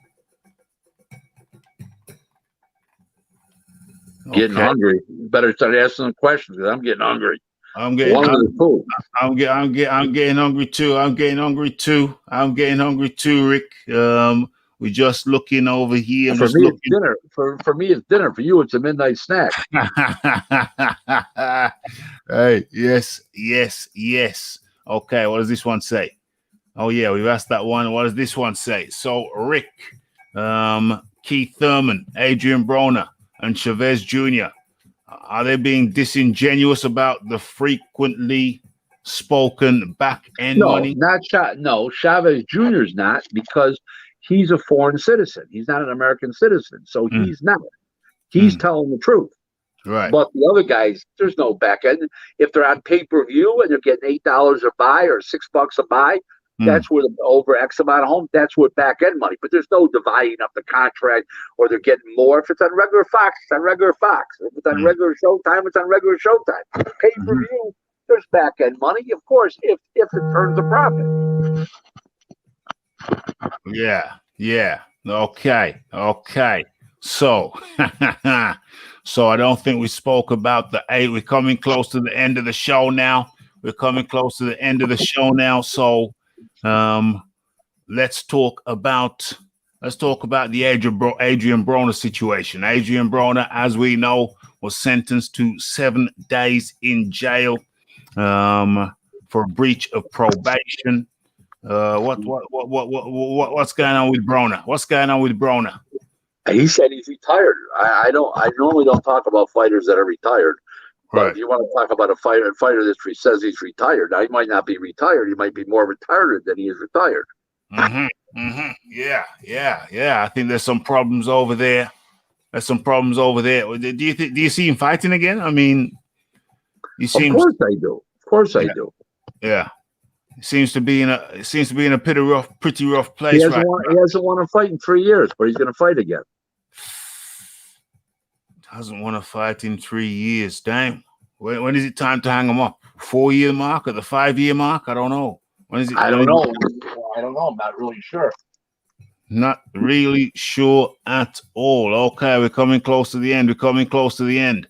Why did Fox allow that Erizandi Lara versus Greg Vendetti main event? Lack of quality control.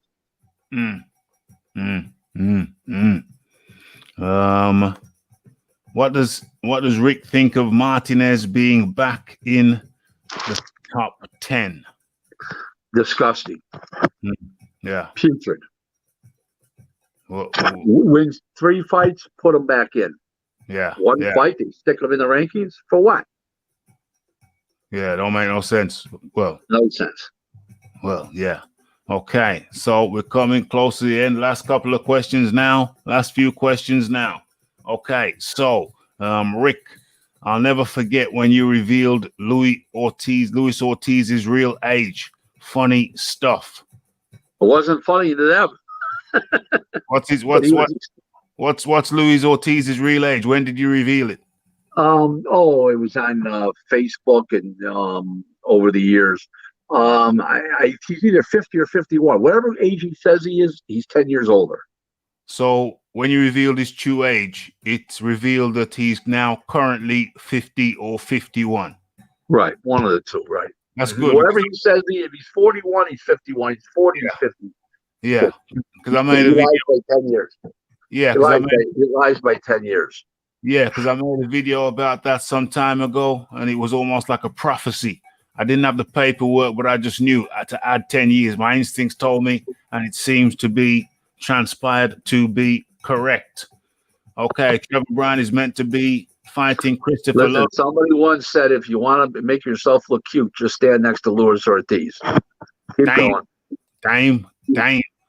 Trevor Bryan is meant to be fighting Christopher Lovejoy on the 25th of September. It's October 3rd. Florida, there was an issue that they think after the 1st of October they're going to allow people in there, so in the places, so that they chose October 5th over September 25th. Mm-hmm. So they're not sure, but they think they are.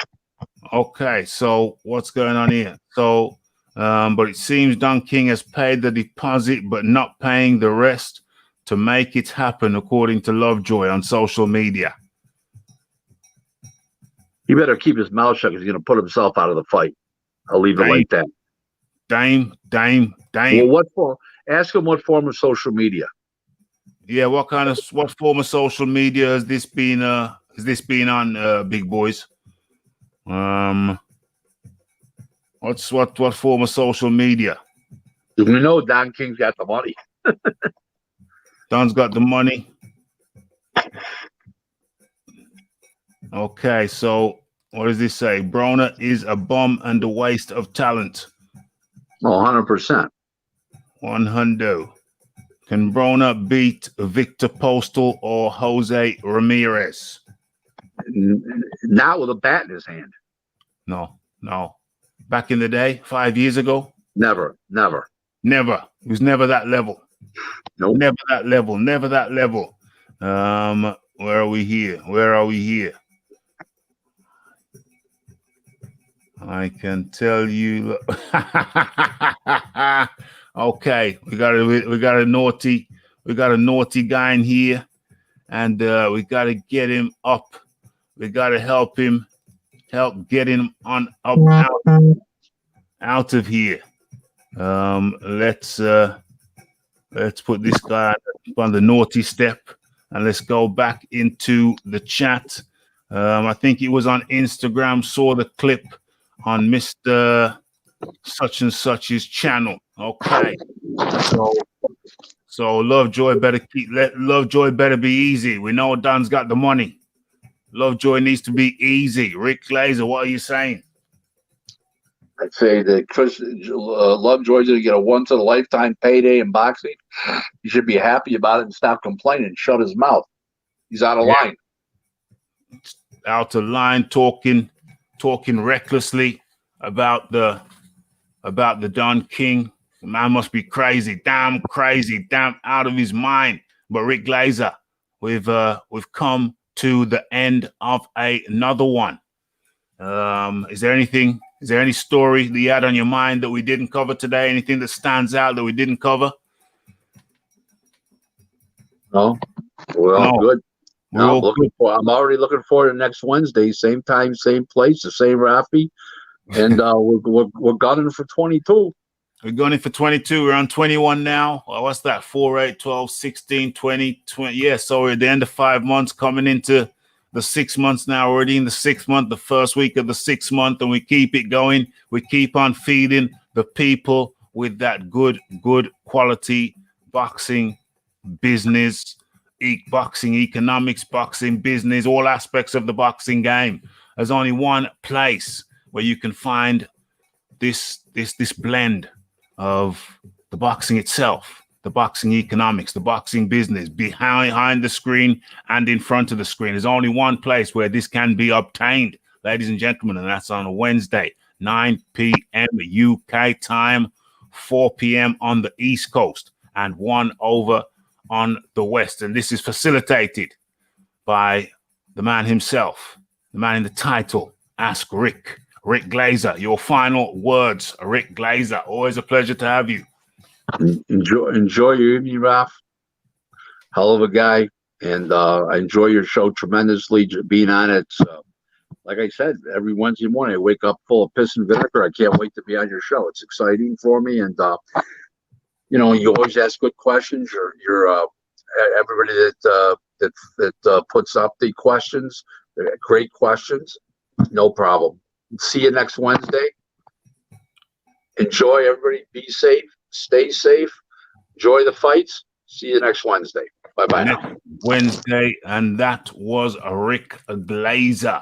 Taking the time out of his day to spend it over here with the Raphael Dawkins Combat Radio crew.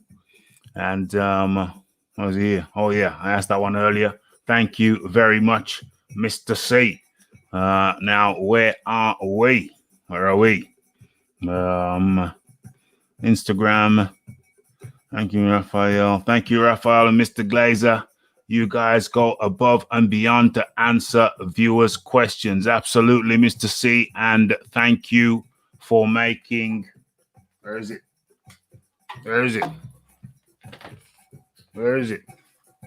It's in hiding. Oh, there it is. Thank you for making the tip jar ring. It's much appreciated. Much appreciated. Excellent show. 100%. I fed Rick all of my missiles, all of my bullets, all of my shots, and he just ate them up and spat out the shells. And absolutely, Count L says hit that like button, hit the subscribe button, and hit that share button. Yeah, hit all of the good buttons. They're there at your disposal. And earlier on today, we did a show chopping up the the Daniel Dubois versus Usyk situation. And check the videos. I'll go over the WBO rankings where we have Daniel Dubois in at, Usyk at number 1 after Joshua the champion. And then Daniel Dubois at number 2. And then Joseph Parker at number 3. So check out all of those videos. They are there at your disposal. Just scrolling down. See if there's anything else that I have missed. Where are we? Excellent show. 100%. That's from the Count L. There's some rumors that AJ has a deal directly with Sky rather than Matchroom, and that Eddie has little say in his career. Well, I think Joshua is the boss of his career. Joshua is the boss. Joshua pays Eddie. I think some people overlook that. But, Joshua is the boss in that situation. He employs Eddie Hearn. That's my understanding. Frank the French says, great show again, boys. 100%. Good show. Stay safe and peace to Raphael Dawkins Combat Radio and Rick the Raccoon.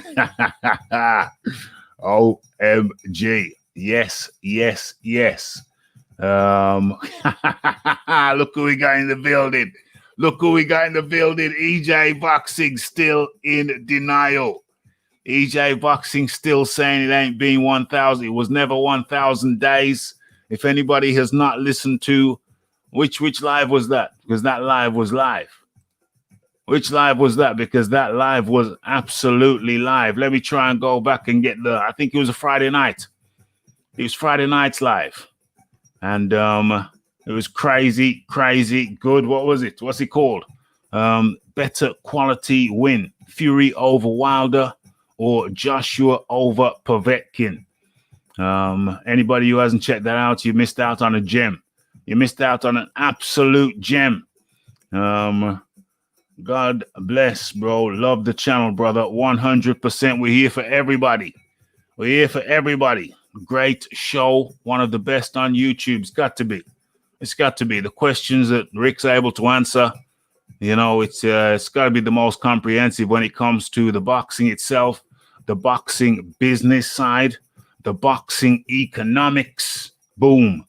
You know what I mean? I don't think you're gonna find anything like it. So tell a friend to tell a friend to tell a friend.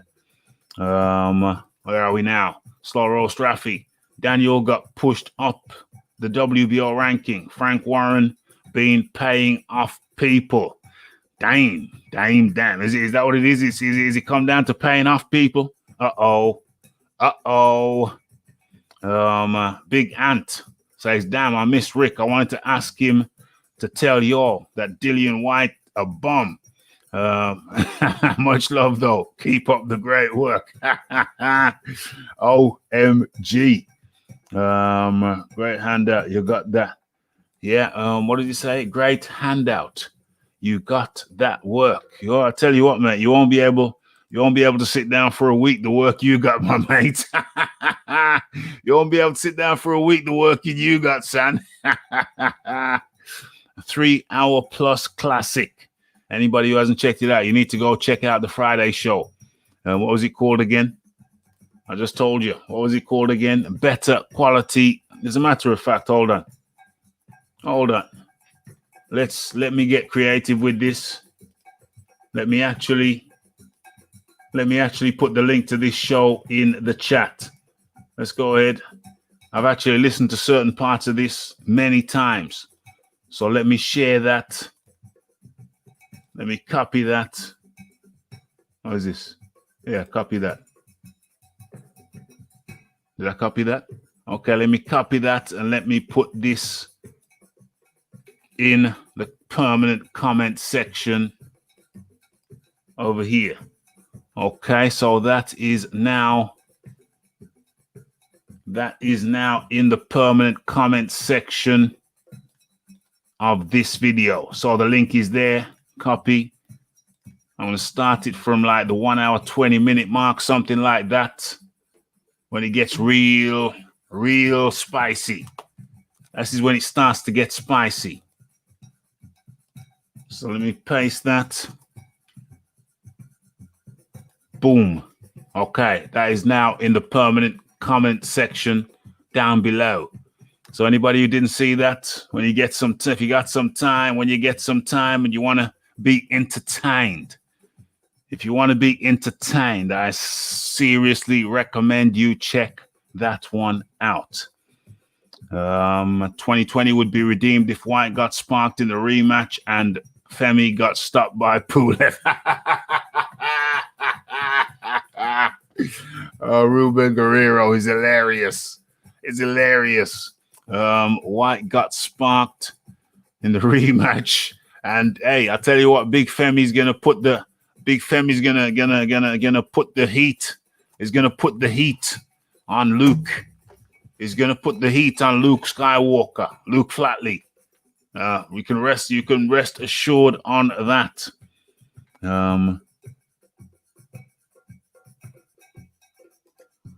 White would have been mandatory for, well, yeah, let's not get it confused.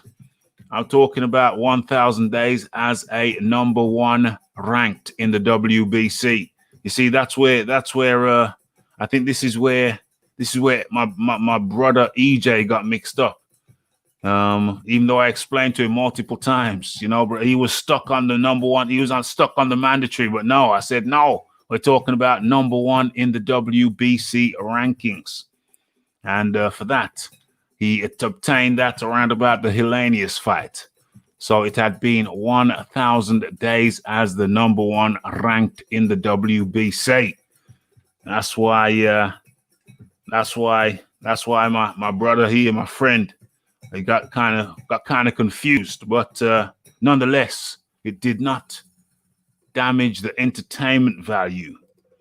We got the fight doctor up in the building, so everybody congregating in the building now as we come to a close. But yeah, it was a fantastic conversation I had with my brother EJ. Entertainment level off the charts. I think that deserves the show of the year.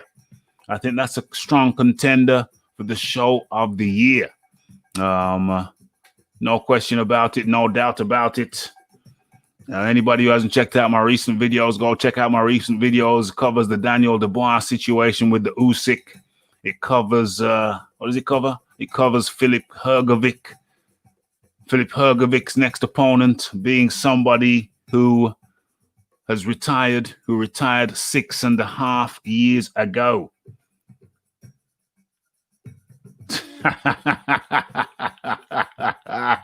1,000 days as number one. That's the pertinent point. 1,000 days as a number one in the WBC. If AJ beats Fury, will that make him lineal champ? If AJ beats Fury, will that make him lineal champ? Well, as you know, Fury shouldn't be lineal champ anyway because the Klitschko fight should be ruled a no contest because he got popped for drugs earlier on in the year.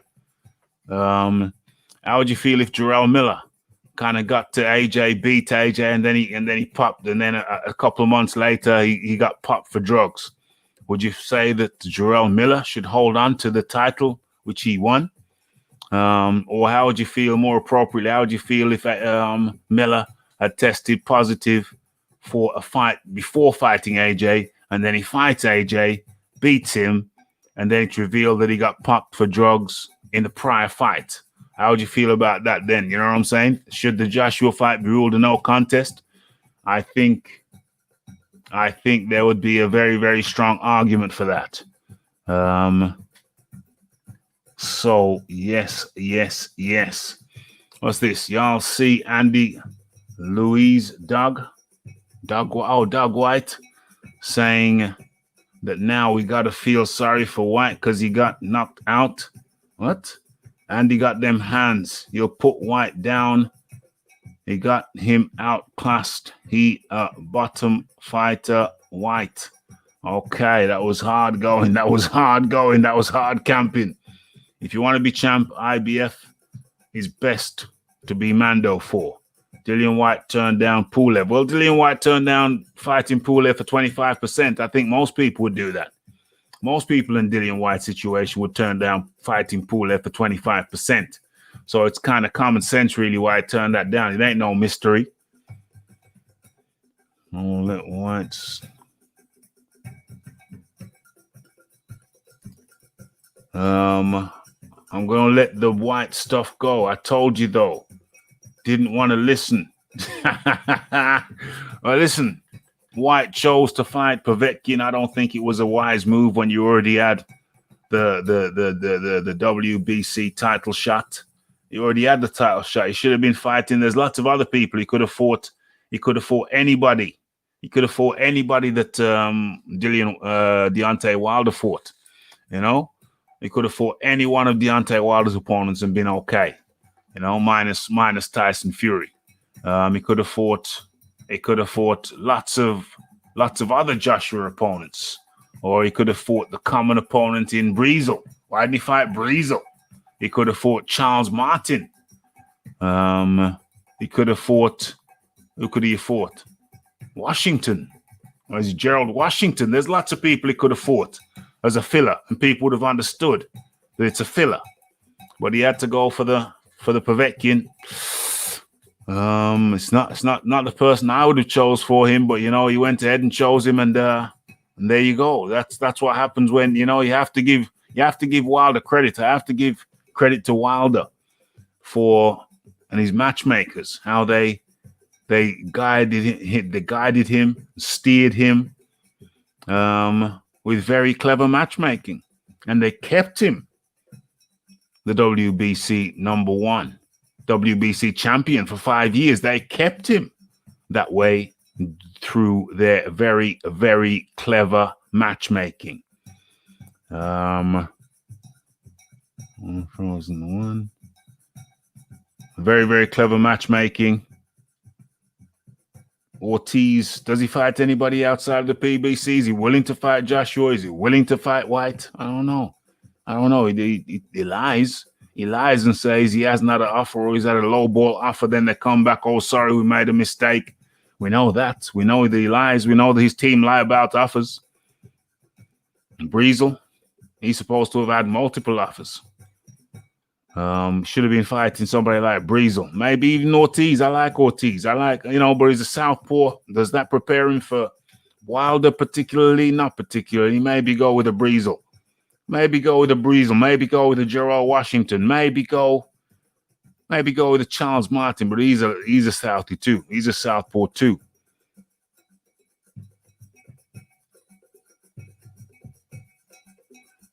Yasser Hussein up in the building.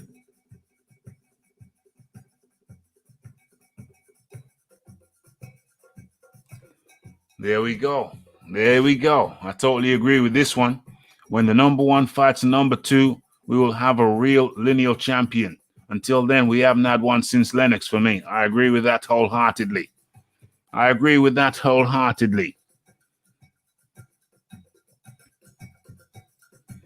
Yeah, I know. It's all good. It's all fun and games around here, bro. It's all fun and games around here. You know what I'm saying? We like to chop it up. We like to have a bit of banter, mate.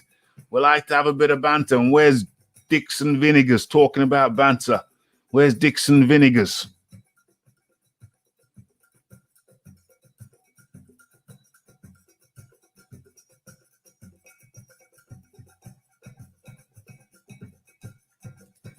Well, if it was for Undisputed, isn't the winner the new lineal, as was Vlad? Not really, because let's say if it's for Undisputed. Well, okay, let's say that Joshua drops the WBO belt, which seems a distinct possibility right about now. Let's say Joshua drops the WBO belt.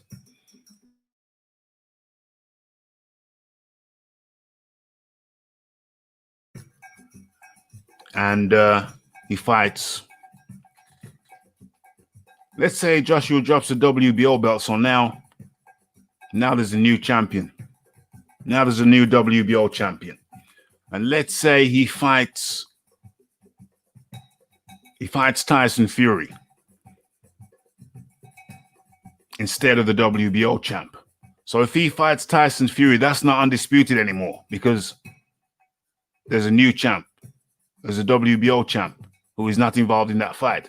So if Joshua drops the WBO belt and fights the WBC guy,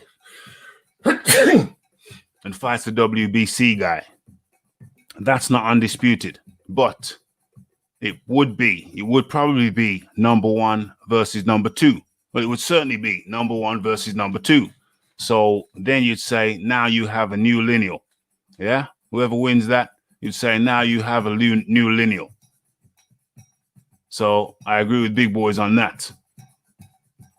It's number one or number two. Whichever one's number one, whichever one's number two, bro. I think out of the two of them, whoever you perceive to be number one or number two, for sure, it's number one versus number two, either way. Even if you see it different ways. Even if you think Joshua's number one and Fury's number two, it's still number one versus number two. And if you think Fury's number one because of his win over Vitali and his win over Deontay, if you think he's number one and Joshua's number two, it's cool either way. Either way, it's number one versus number two. So there we would have the first lineal since Lennox Lewis, the first proper lineal since Lennox Lewis. in my humble opinion. And that fight wouldn't be the undisputed fight. That would be a unification fight. The undisputed fight would come after that when Joshua fights the winner of Dubois Usyk. Yeah, that's the way I see it. I slipped a little cheeky joke in there. Don't know if you caught it, but okay, catch that on the replay. Okay, where are we? Yeah. Hold on, missed a few comments. Vlad wasn't lineal for me because Shagayev was not number 2. That's my opinion, and the lineal is so subjective when there isn't a clear number 1 and number 2. Yes. I hear that. Yeah, I don't count Vlad as lineal either. Yes, I hear that. Wilder getting his belt back. How? How the hell is Wilder going to get his belt back? That's what I like about you Wildettes, though. I do admire you Wildettes because you have undying faith in your king. But your king only became a king because of very clever matchmaking. And your king only remained a king because of very clever matchmaking. So to me, my friend, that ain't no king. That's manufactured. That's as manufactured as Rocky Marciano's record. You know what I'm saying? You know, he has mafia involvement back then. You know what I mean? So you can't talk to me about Rocky Marciano.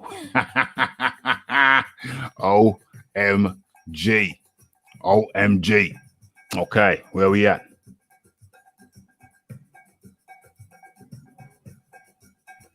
If you retire as lineal, the next undisputed is lineal for me. Yeah, you could say that.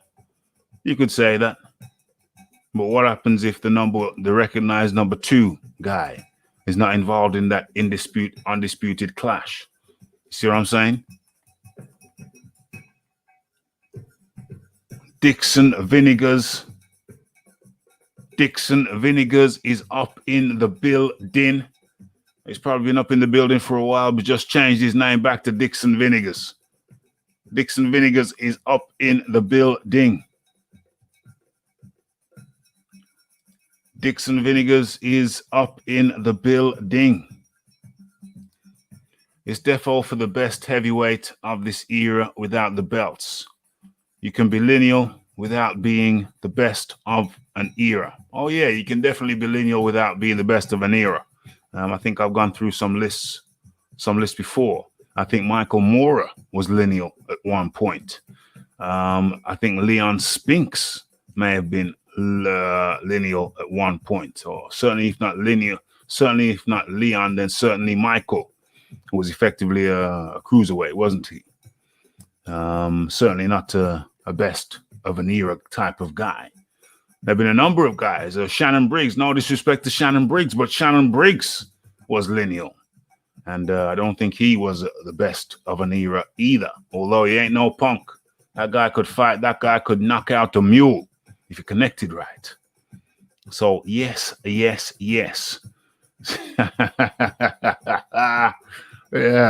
Vinegar fruits.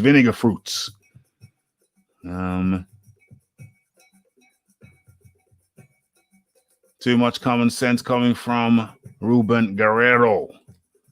The lineal champ is the champ who beats the champ, going back to the 1920s or something like that. You don't go back to the 1920s, though. The lineal has been broken many times. Fury beat the guy who beat the guy, so he's lineal. Fury did not beat the guy who beat the guy. Well, you could say he did, but in reality, he didn't. I think Vitali was the more dominant of the two guys, but Vitali was in the WBC stream. Vitali, yeah, was in the WBC stream. He was the WBC champ. That's Vitali. Vladimir, he was in the WBA stream. The WBA, yeah. So Vitali retired, and then Vladimir was still around. So eventually I came up with a plan to make Ruslan Shagayev number 2. And if And if Vladimir beats Ruslan Shagayev, then he became lineal. But the problem is, that Shagayev wasn't number 2. Shagayev wasn't number 2, so it wasn't number 1 fighting number 2. To be lineal, number 1's got to fight number 2, but Shagayev wasn't number 2. So pick the bones out of that one. It's tricky. It's tricky. And then when Fury fought Vitali, Fury had tested positive for nandrolone, the nandrolone steroid, earlier in the year when he fought Hammer. So the Vladimir win, when he beat Vladimir, he shouldn't have even been in the ring. Now the governing bodies ruled that what was his name? Hammer, the Christian Hammer fight should be ruled as a no contest. So when you see it recorded anywhere, it should have NC next to it, but they haven't done that. But moreover, the Vladimir Klitschko fight surely should be ruled a no contest, as it falls in the same category. The man should not have been in the ring. He should have been serving a drug ban. So how can you say that's a victory when it should be a no contest? That's one point of view. You know what I'm saying? I'm not saying necessarily that's my point of view, but I'm saying that's a point of view that must be considered, surely to goodness. So we're waiting now to find out the lineal, to get the first lineal that we've had in a while. So I think it's got to be number 1, Joshua versus number 2, Tyson Luke Fury, or number 1, Tyson Luke Fury versus number 2, Anthony Joshua. Hey, take your pick, whichever way you want to see it. It's number 1 versus number 2. Let's get it crunk. Let's bet it on and popping. Let's get it popping.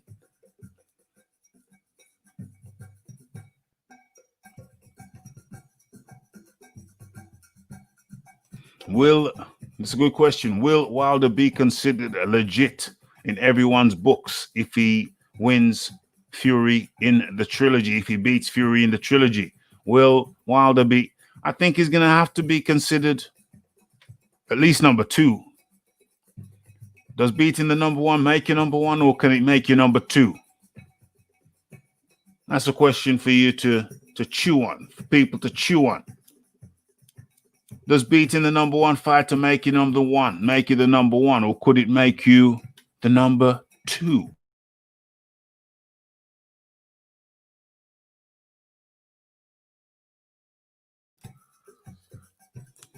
That's something to chew on, isn't it? That's something to chew on, isn't it?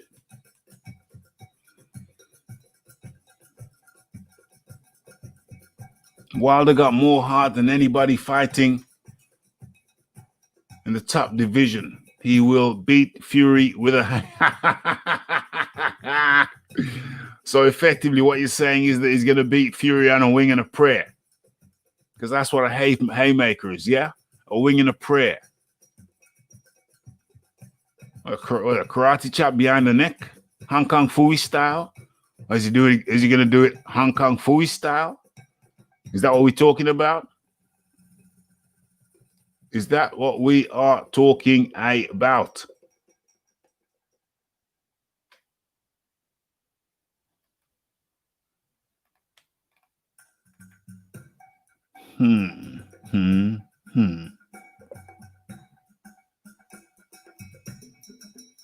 Yeah. What's going on there? Okay, yeah. What's going on here? Big Ant, when did Vlad beat the lineal champion to become the man? Uh-oh. That's a good question. That's a good question. When did it happen? I must have blinked. I must have missed it.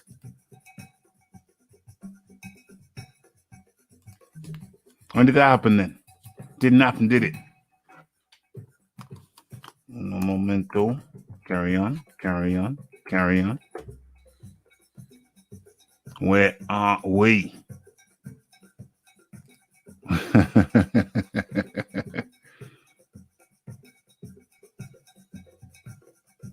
Yeah, Lennox was the last guy before the Russians. You'll remember he cut Vitali to shreds. It looked like it looked like Vitali had been sparring with Edward Scissorhands. That ish was crazy, yo. That was Lennox's last fight, you recall. You will recall. Let's shut that one down. And let's beautify the screen. Let's beautify the screen. Boom, boom, boom. Okay. Let's get the balance right. Boom. There we go. Got the balance right. Where are we now? Where are we now?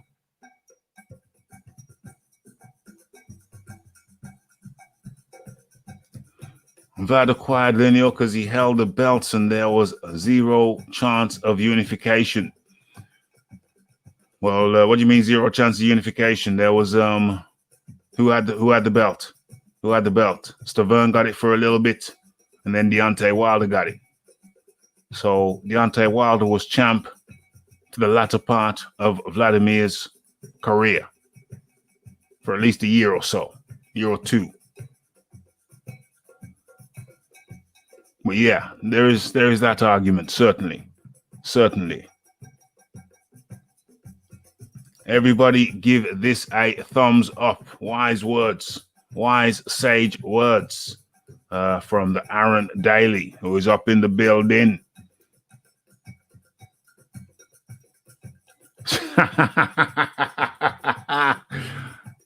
Dixon cider. Hold on, what happened to Dixon vinegar? Oh yeah, sorry, that is your name. I'm the one who called you this Dixon vinegar. Yeah. So Dixon Vinegars says Fury is the god and Wilder is the king. Dang. What a combination. What a combination. Always a puncher's chance for Wilder. Yes, indeed. Yes, indeed. That's only if he makes it to the ring, though. Yeah. A lot of people may have seen my video on Deontay Wilder pulling out of the Tyson Fury fight, trilogy fight, but that came from a spoof. That came from a spoof Twitter handle. There's a little rapscallion. Little rapscallion came up with a ruse, and I think I was first to make a video hot off the press, and then it later emerged that we had been duped. But interestingly enough, I still don't expect to see Deontay Wilder stepping in the ring against Tyson Fury in the trilogy match. I don't expect to see it. I can't see any other outcome. The only outcome I can see is Deontay Wilder getting beat up worse. And I think that's one of the reasons why they're so quiet. But Deontay Wilder is due to break his silence. Apparently, he's got a whole book worth. A book. He's got the book worth of reasons, of violations on Tyson Fury's part.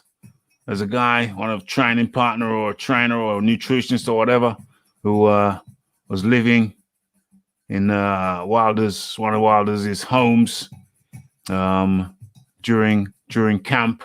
I think he's still there now, something like that, something like a family friend, whatever, training partner of some description, whatever. And he's come out with some revelations, and one of his revelations is that Deontay Wilder is sitting on a book's worth of Tyson Fury's violations. Now, some people are taking it seriously and thinking that, wow, he's really going to blow the lid off this shiznix. But I'm very, very confident that that alleged book worth is a book worth of excuses dreamt up by none other than the LDBC.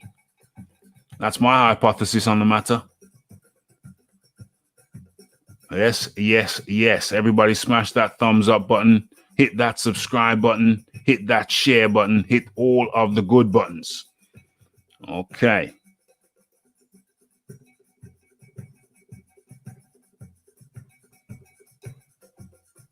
He doesn't need to respect Fury's power and walk in for the power punch and keep his hands up there, up here and there. What? He doesn't need to respect Fury's power. He can just walk in with the power punch and keep his hands up here and there. Well, if he doesn't need to respect Tyson Fury's power, then he's going to get his head battered off, isn't he? Not with one big shot, but a multiple lighter shots. That was enough to tuck him away the last time around.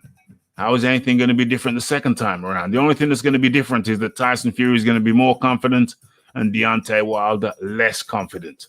And he's going to get battered again. I'm just telling you where to put your money. If I thought that Wilder was going to win, I'd tell you that I thought Wilder was going to win, but I don't think he's going to win. I think he's going to get battered again, but only worse. You better talk to your boy. Send him a pen pal letter, send him something, send him a message in a bottle, because he lives by the water. I don't know. He might get lucky. He might land. But other than that, he's royally, you know what? I can't see him making it to the ring. I just don't see it.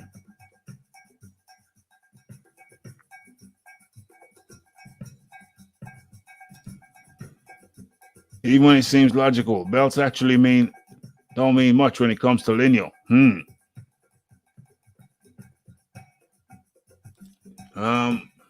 Femi. Well, if you call him Femi, we're gonna have to call Tyson Fury Luke. If you call him Femi, we're gonna have to call Tyson Fury Luke Flatley. You know what I mean? So, did you hear Femi say he's going to KO Luke Flatley early? I haven't heard him. I've seen it somewhere, reported somewhere. Maybe I should do a video on it. I think it's on my list. I should get around to it.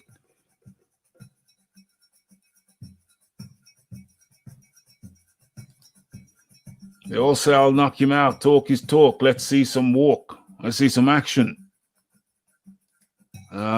Dixon Vinegars says the LDBC are real boxing fans. Okay.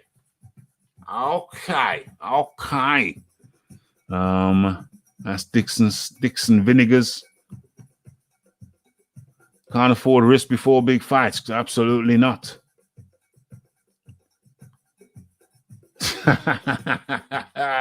Let's see the book. Might be good for starting a fire.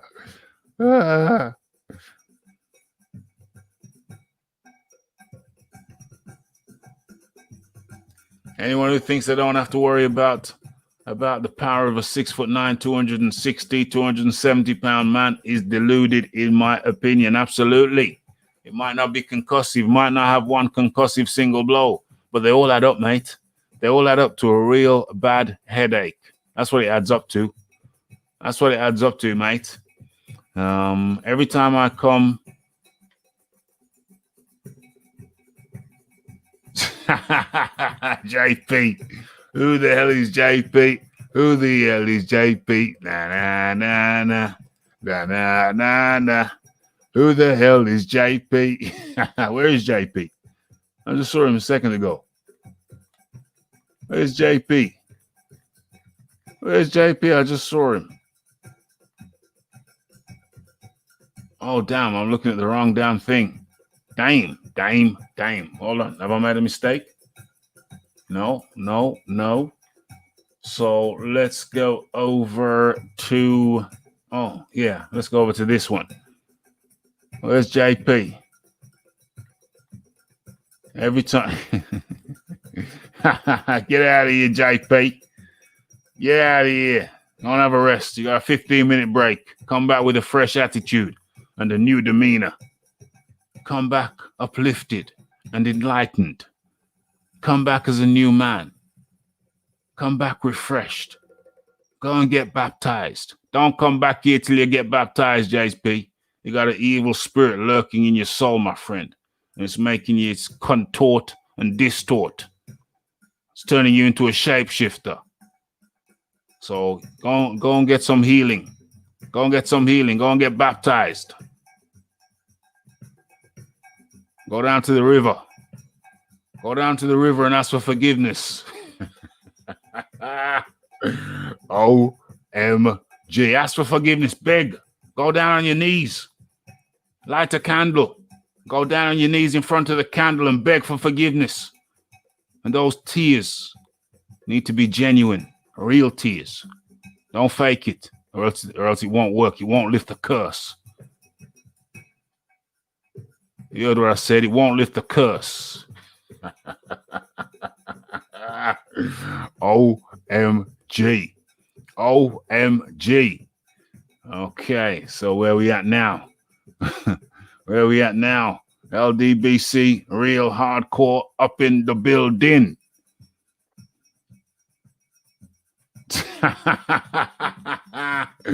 It's worse than that. It's worse than that.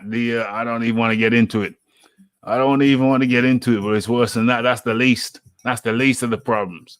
I'm not going to get into it, but those who know that there's some bad things going on over there at the top. I'm not going to be the one. I'm not going to be the one. It's an open secret in certain circles, but there's some very unsavory stuff going on over there at the top. If you know, you know. I'm not going to break the news. I'm always breaking the news. Let somebody else break the news for a change. Let somebody else break the news for a change. I'm not going to do it. I won't be the one. I'm going to let somebody else do the dirty work this time. Okay. Yes. Yes. Yes. If the LDBC are the real boxing fans, I wonder why so many of them can't get media credentials anymore. Curious to say the least. OMG, I didn't break the news. I didn't break the news. I didn't break it. Yasser broke it. Just happened to break it on my channel. But yeah, there's some pornographic business, some big pimping business going on over there at the top. Okay, you got it out of me. You got it out of me. But I didn't break the news. Yasser broke the news. I'm only speaking about it. All I'm going to say is there's a song by Jay-Z called Big Pimpin'. And there's a site called OnlyFans now involved over there. So we got the song by Jay-Z, Big Pimpin'. We got the pornography. We have a female creator, content creator, who was involved with the pimp and the pornographic site, and perhaps, and I ain't gonna say no more. I ain't gonna say no more. So I didn't break the news. Yes, I broke the news. I just, so yeah, it ain't pretty. It ain't pretty in the city. It ain't pretty in the city sometime. Okay. The LDBC are the ones that back their fighters, whatever comes or goes. But these UK fans are just in it for the glory. Glory hunters? Hey, Dixon Vinegars, is that what you're saying? Glory hunters, Dixon Vinegars? And you're a UK guy yourself, Dixon Vinegars. What are you talking about? What are you talking about? Is you crazy? We're not even talking about him. We ain't even talking about him. It's another one. It's the big pimpin'. It's the big pimp. It's the big pimp. Big pimpin'. Yeah. It's the pornography. It's the selling of one's body. It's a female selling. Yes. Some lurid, very lurid stuff. Very, very lurid stuff. Things that not very wholesome. Yeah. Things that are not very wholesome being sold over there. I'm a UK guy and a Wilder fan. What you on? Yeah, what you on, Dixon Ciders? Dixon Vinegars, what you on, mate? What you on? You got it. Dixon Cider, the LDBC are fans of individuals. The sport of boxing comes second to those guys. Yes, indeed. I think that is very, very true. Don't get it twisted. There's a couple of guys over there who know their shiznicks. blood boxing. He knows his shiznicks. You know what I mean? But primarily, well, you guys have already said it. You guys have already said it. You know what's the 411. You know what's going down over there. It's very, very simple. Very, very simple, my boy. Very, very simple. Okay. And so, you know what? I think I've chopped it up. I think we've chopped it up. I think that we've done everything. I think we've achieved everything that we came to do. What's going on over there? Let me take a little looky. Let me take a little looky at the numbers, at the algorithms. Let me see. Have I made any mistakes? I need to rectify while we are alive. Let's see what's going on over there. What's going on over there? What's going on over there? Okay, everything appears to be in good order. I think we've chopped this up nicely. And I think we've brought it home. I think we've had a nice, gentle landing. Shared some information with you tonight. A lot of good information. And all the algorithms that I'm looking at right now seem to be in good shape. Okay. Come down nicely. Come down gently. Don't forget to check out the live that I mentioned from last week, Friday, by the title of Better Quality Win, Fury over Wilder or Joshua over Povetkin. I've left the link to that in the permanent chat, the area where you normally write your comments. I've left the link into that there. So feel free to go and check that out at your leisure. Click the link. I think it starts at around 1 hour, 20 minutes. That's when it starts. And that's when the beef starts to get spicy. That's when the beef starts to get spicy. It starts heating up very nicely. Very spicy. Okay, and I think we've done it. By Jove, I think we've done it. Yeah, it's very possible. It's very possible that both Charlos could lose. It's very possible indeed. Yes. JBZ says, good show, bro. Listening to you while I'm driving. Yes. I am quite fond myself of listening to podcasts when I'm driving if I have any sound whatsoever. I like to listen to showers while I'm driving.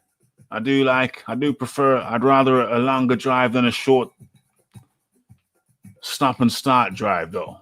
When you got a nice length drive, like half an hour to an hour. Yeah, it's nice to listen to a nice podcast. It's nice to listen to the Raphael Dawkins Combat Radio when you're driving. Absolument. So thank you, Jeff BZ. Don't forget, folks, to smash that like button, hit that subscribe button, and for sure, hit that share button. And tell a friend to tell a friend to tell a friend about what's going on over here. Share the news, share the love. Don't spare the love. Share the love. Let me see what's going on over there. Okay. I think we've done it. Breaking up is so hard to do. Saying goodbye is terrible. I'm terrible at saying goodbye. Always takes me such a long time. Of course, there are many in the LDBC who know their stuff, but the one-eyed views when it comes to the guy they back to me is an insult to the opponent in most cases. Yes. Peace, y'all. Easy, says the Big Boys Boxing. And the Ruben Guerrero says, great show and chat as per usual. Yasser Hussein up in the building says, peace, y'all. And yes, that's what I have to say to you also. Peace, y'all. Although I feel I could keep on talking, but I did a live show earlier on today. And I just feel it's time to end it. Although I'm feeling kind of talkative. I'm feeling kind of in the mood. I'm feeling kind of in the groove. But I feel I should let you people go. It's been 2 hours and 30 minutes. I did a live show earlier on. Then I've done this one. But you know, the Rafi's still got work to do. Still has work to do when he's finished this one. And then got a couple of ideas I gotta work on, and then I gotta hit the sack. So what am I doing now? What time? I've got like trying to do everything that I need to do before I hit the sack in like 30, 45 minutes at the latest. And you have been in tune to Ask Rick. Which one is it this? Ask Rick 22. And it's Boxing Talk with Rafi 167. If I'm not mistaken. Okay. And it's been a good one. It's been good chopping it up with you guys. It's I like the flow. And I like the way we've been able to navigate this to a nice, gentle landing. You know, we got the quick fire Rick, and then we got the slow roast Rafi at the end. So you get the perfect balance. You get the perfect balance. You get everything you could need, everything the heart could possibly need or desire. And notoriously bad at cutting these things off, but I'm gonna have to do it now. It's the Raphael Dawkins, it's the Combat Radio, it's the Ask Rick, and it's the like, it's the subscribe, it's the comments, it's the shares, and it is the hitting that bell icon to stay updated with news and notifications. And don't forget about the live show.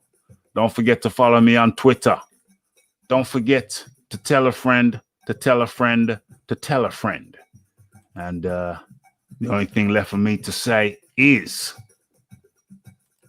what's that? What have I got to say? Blessed.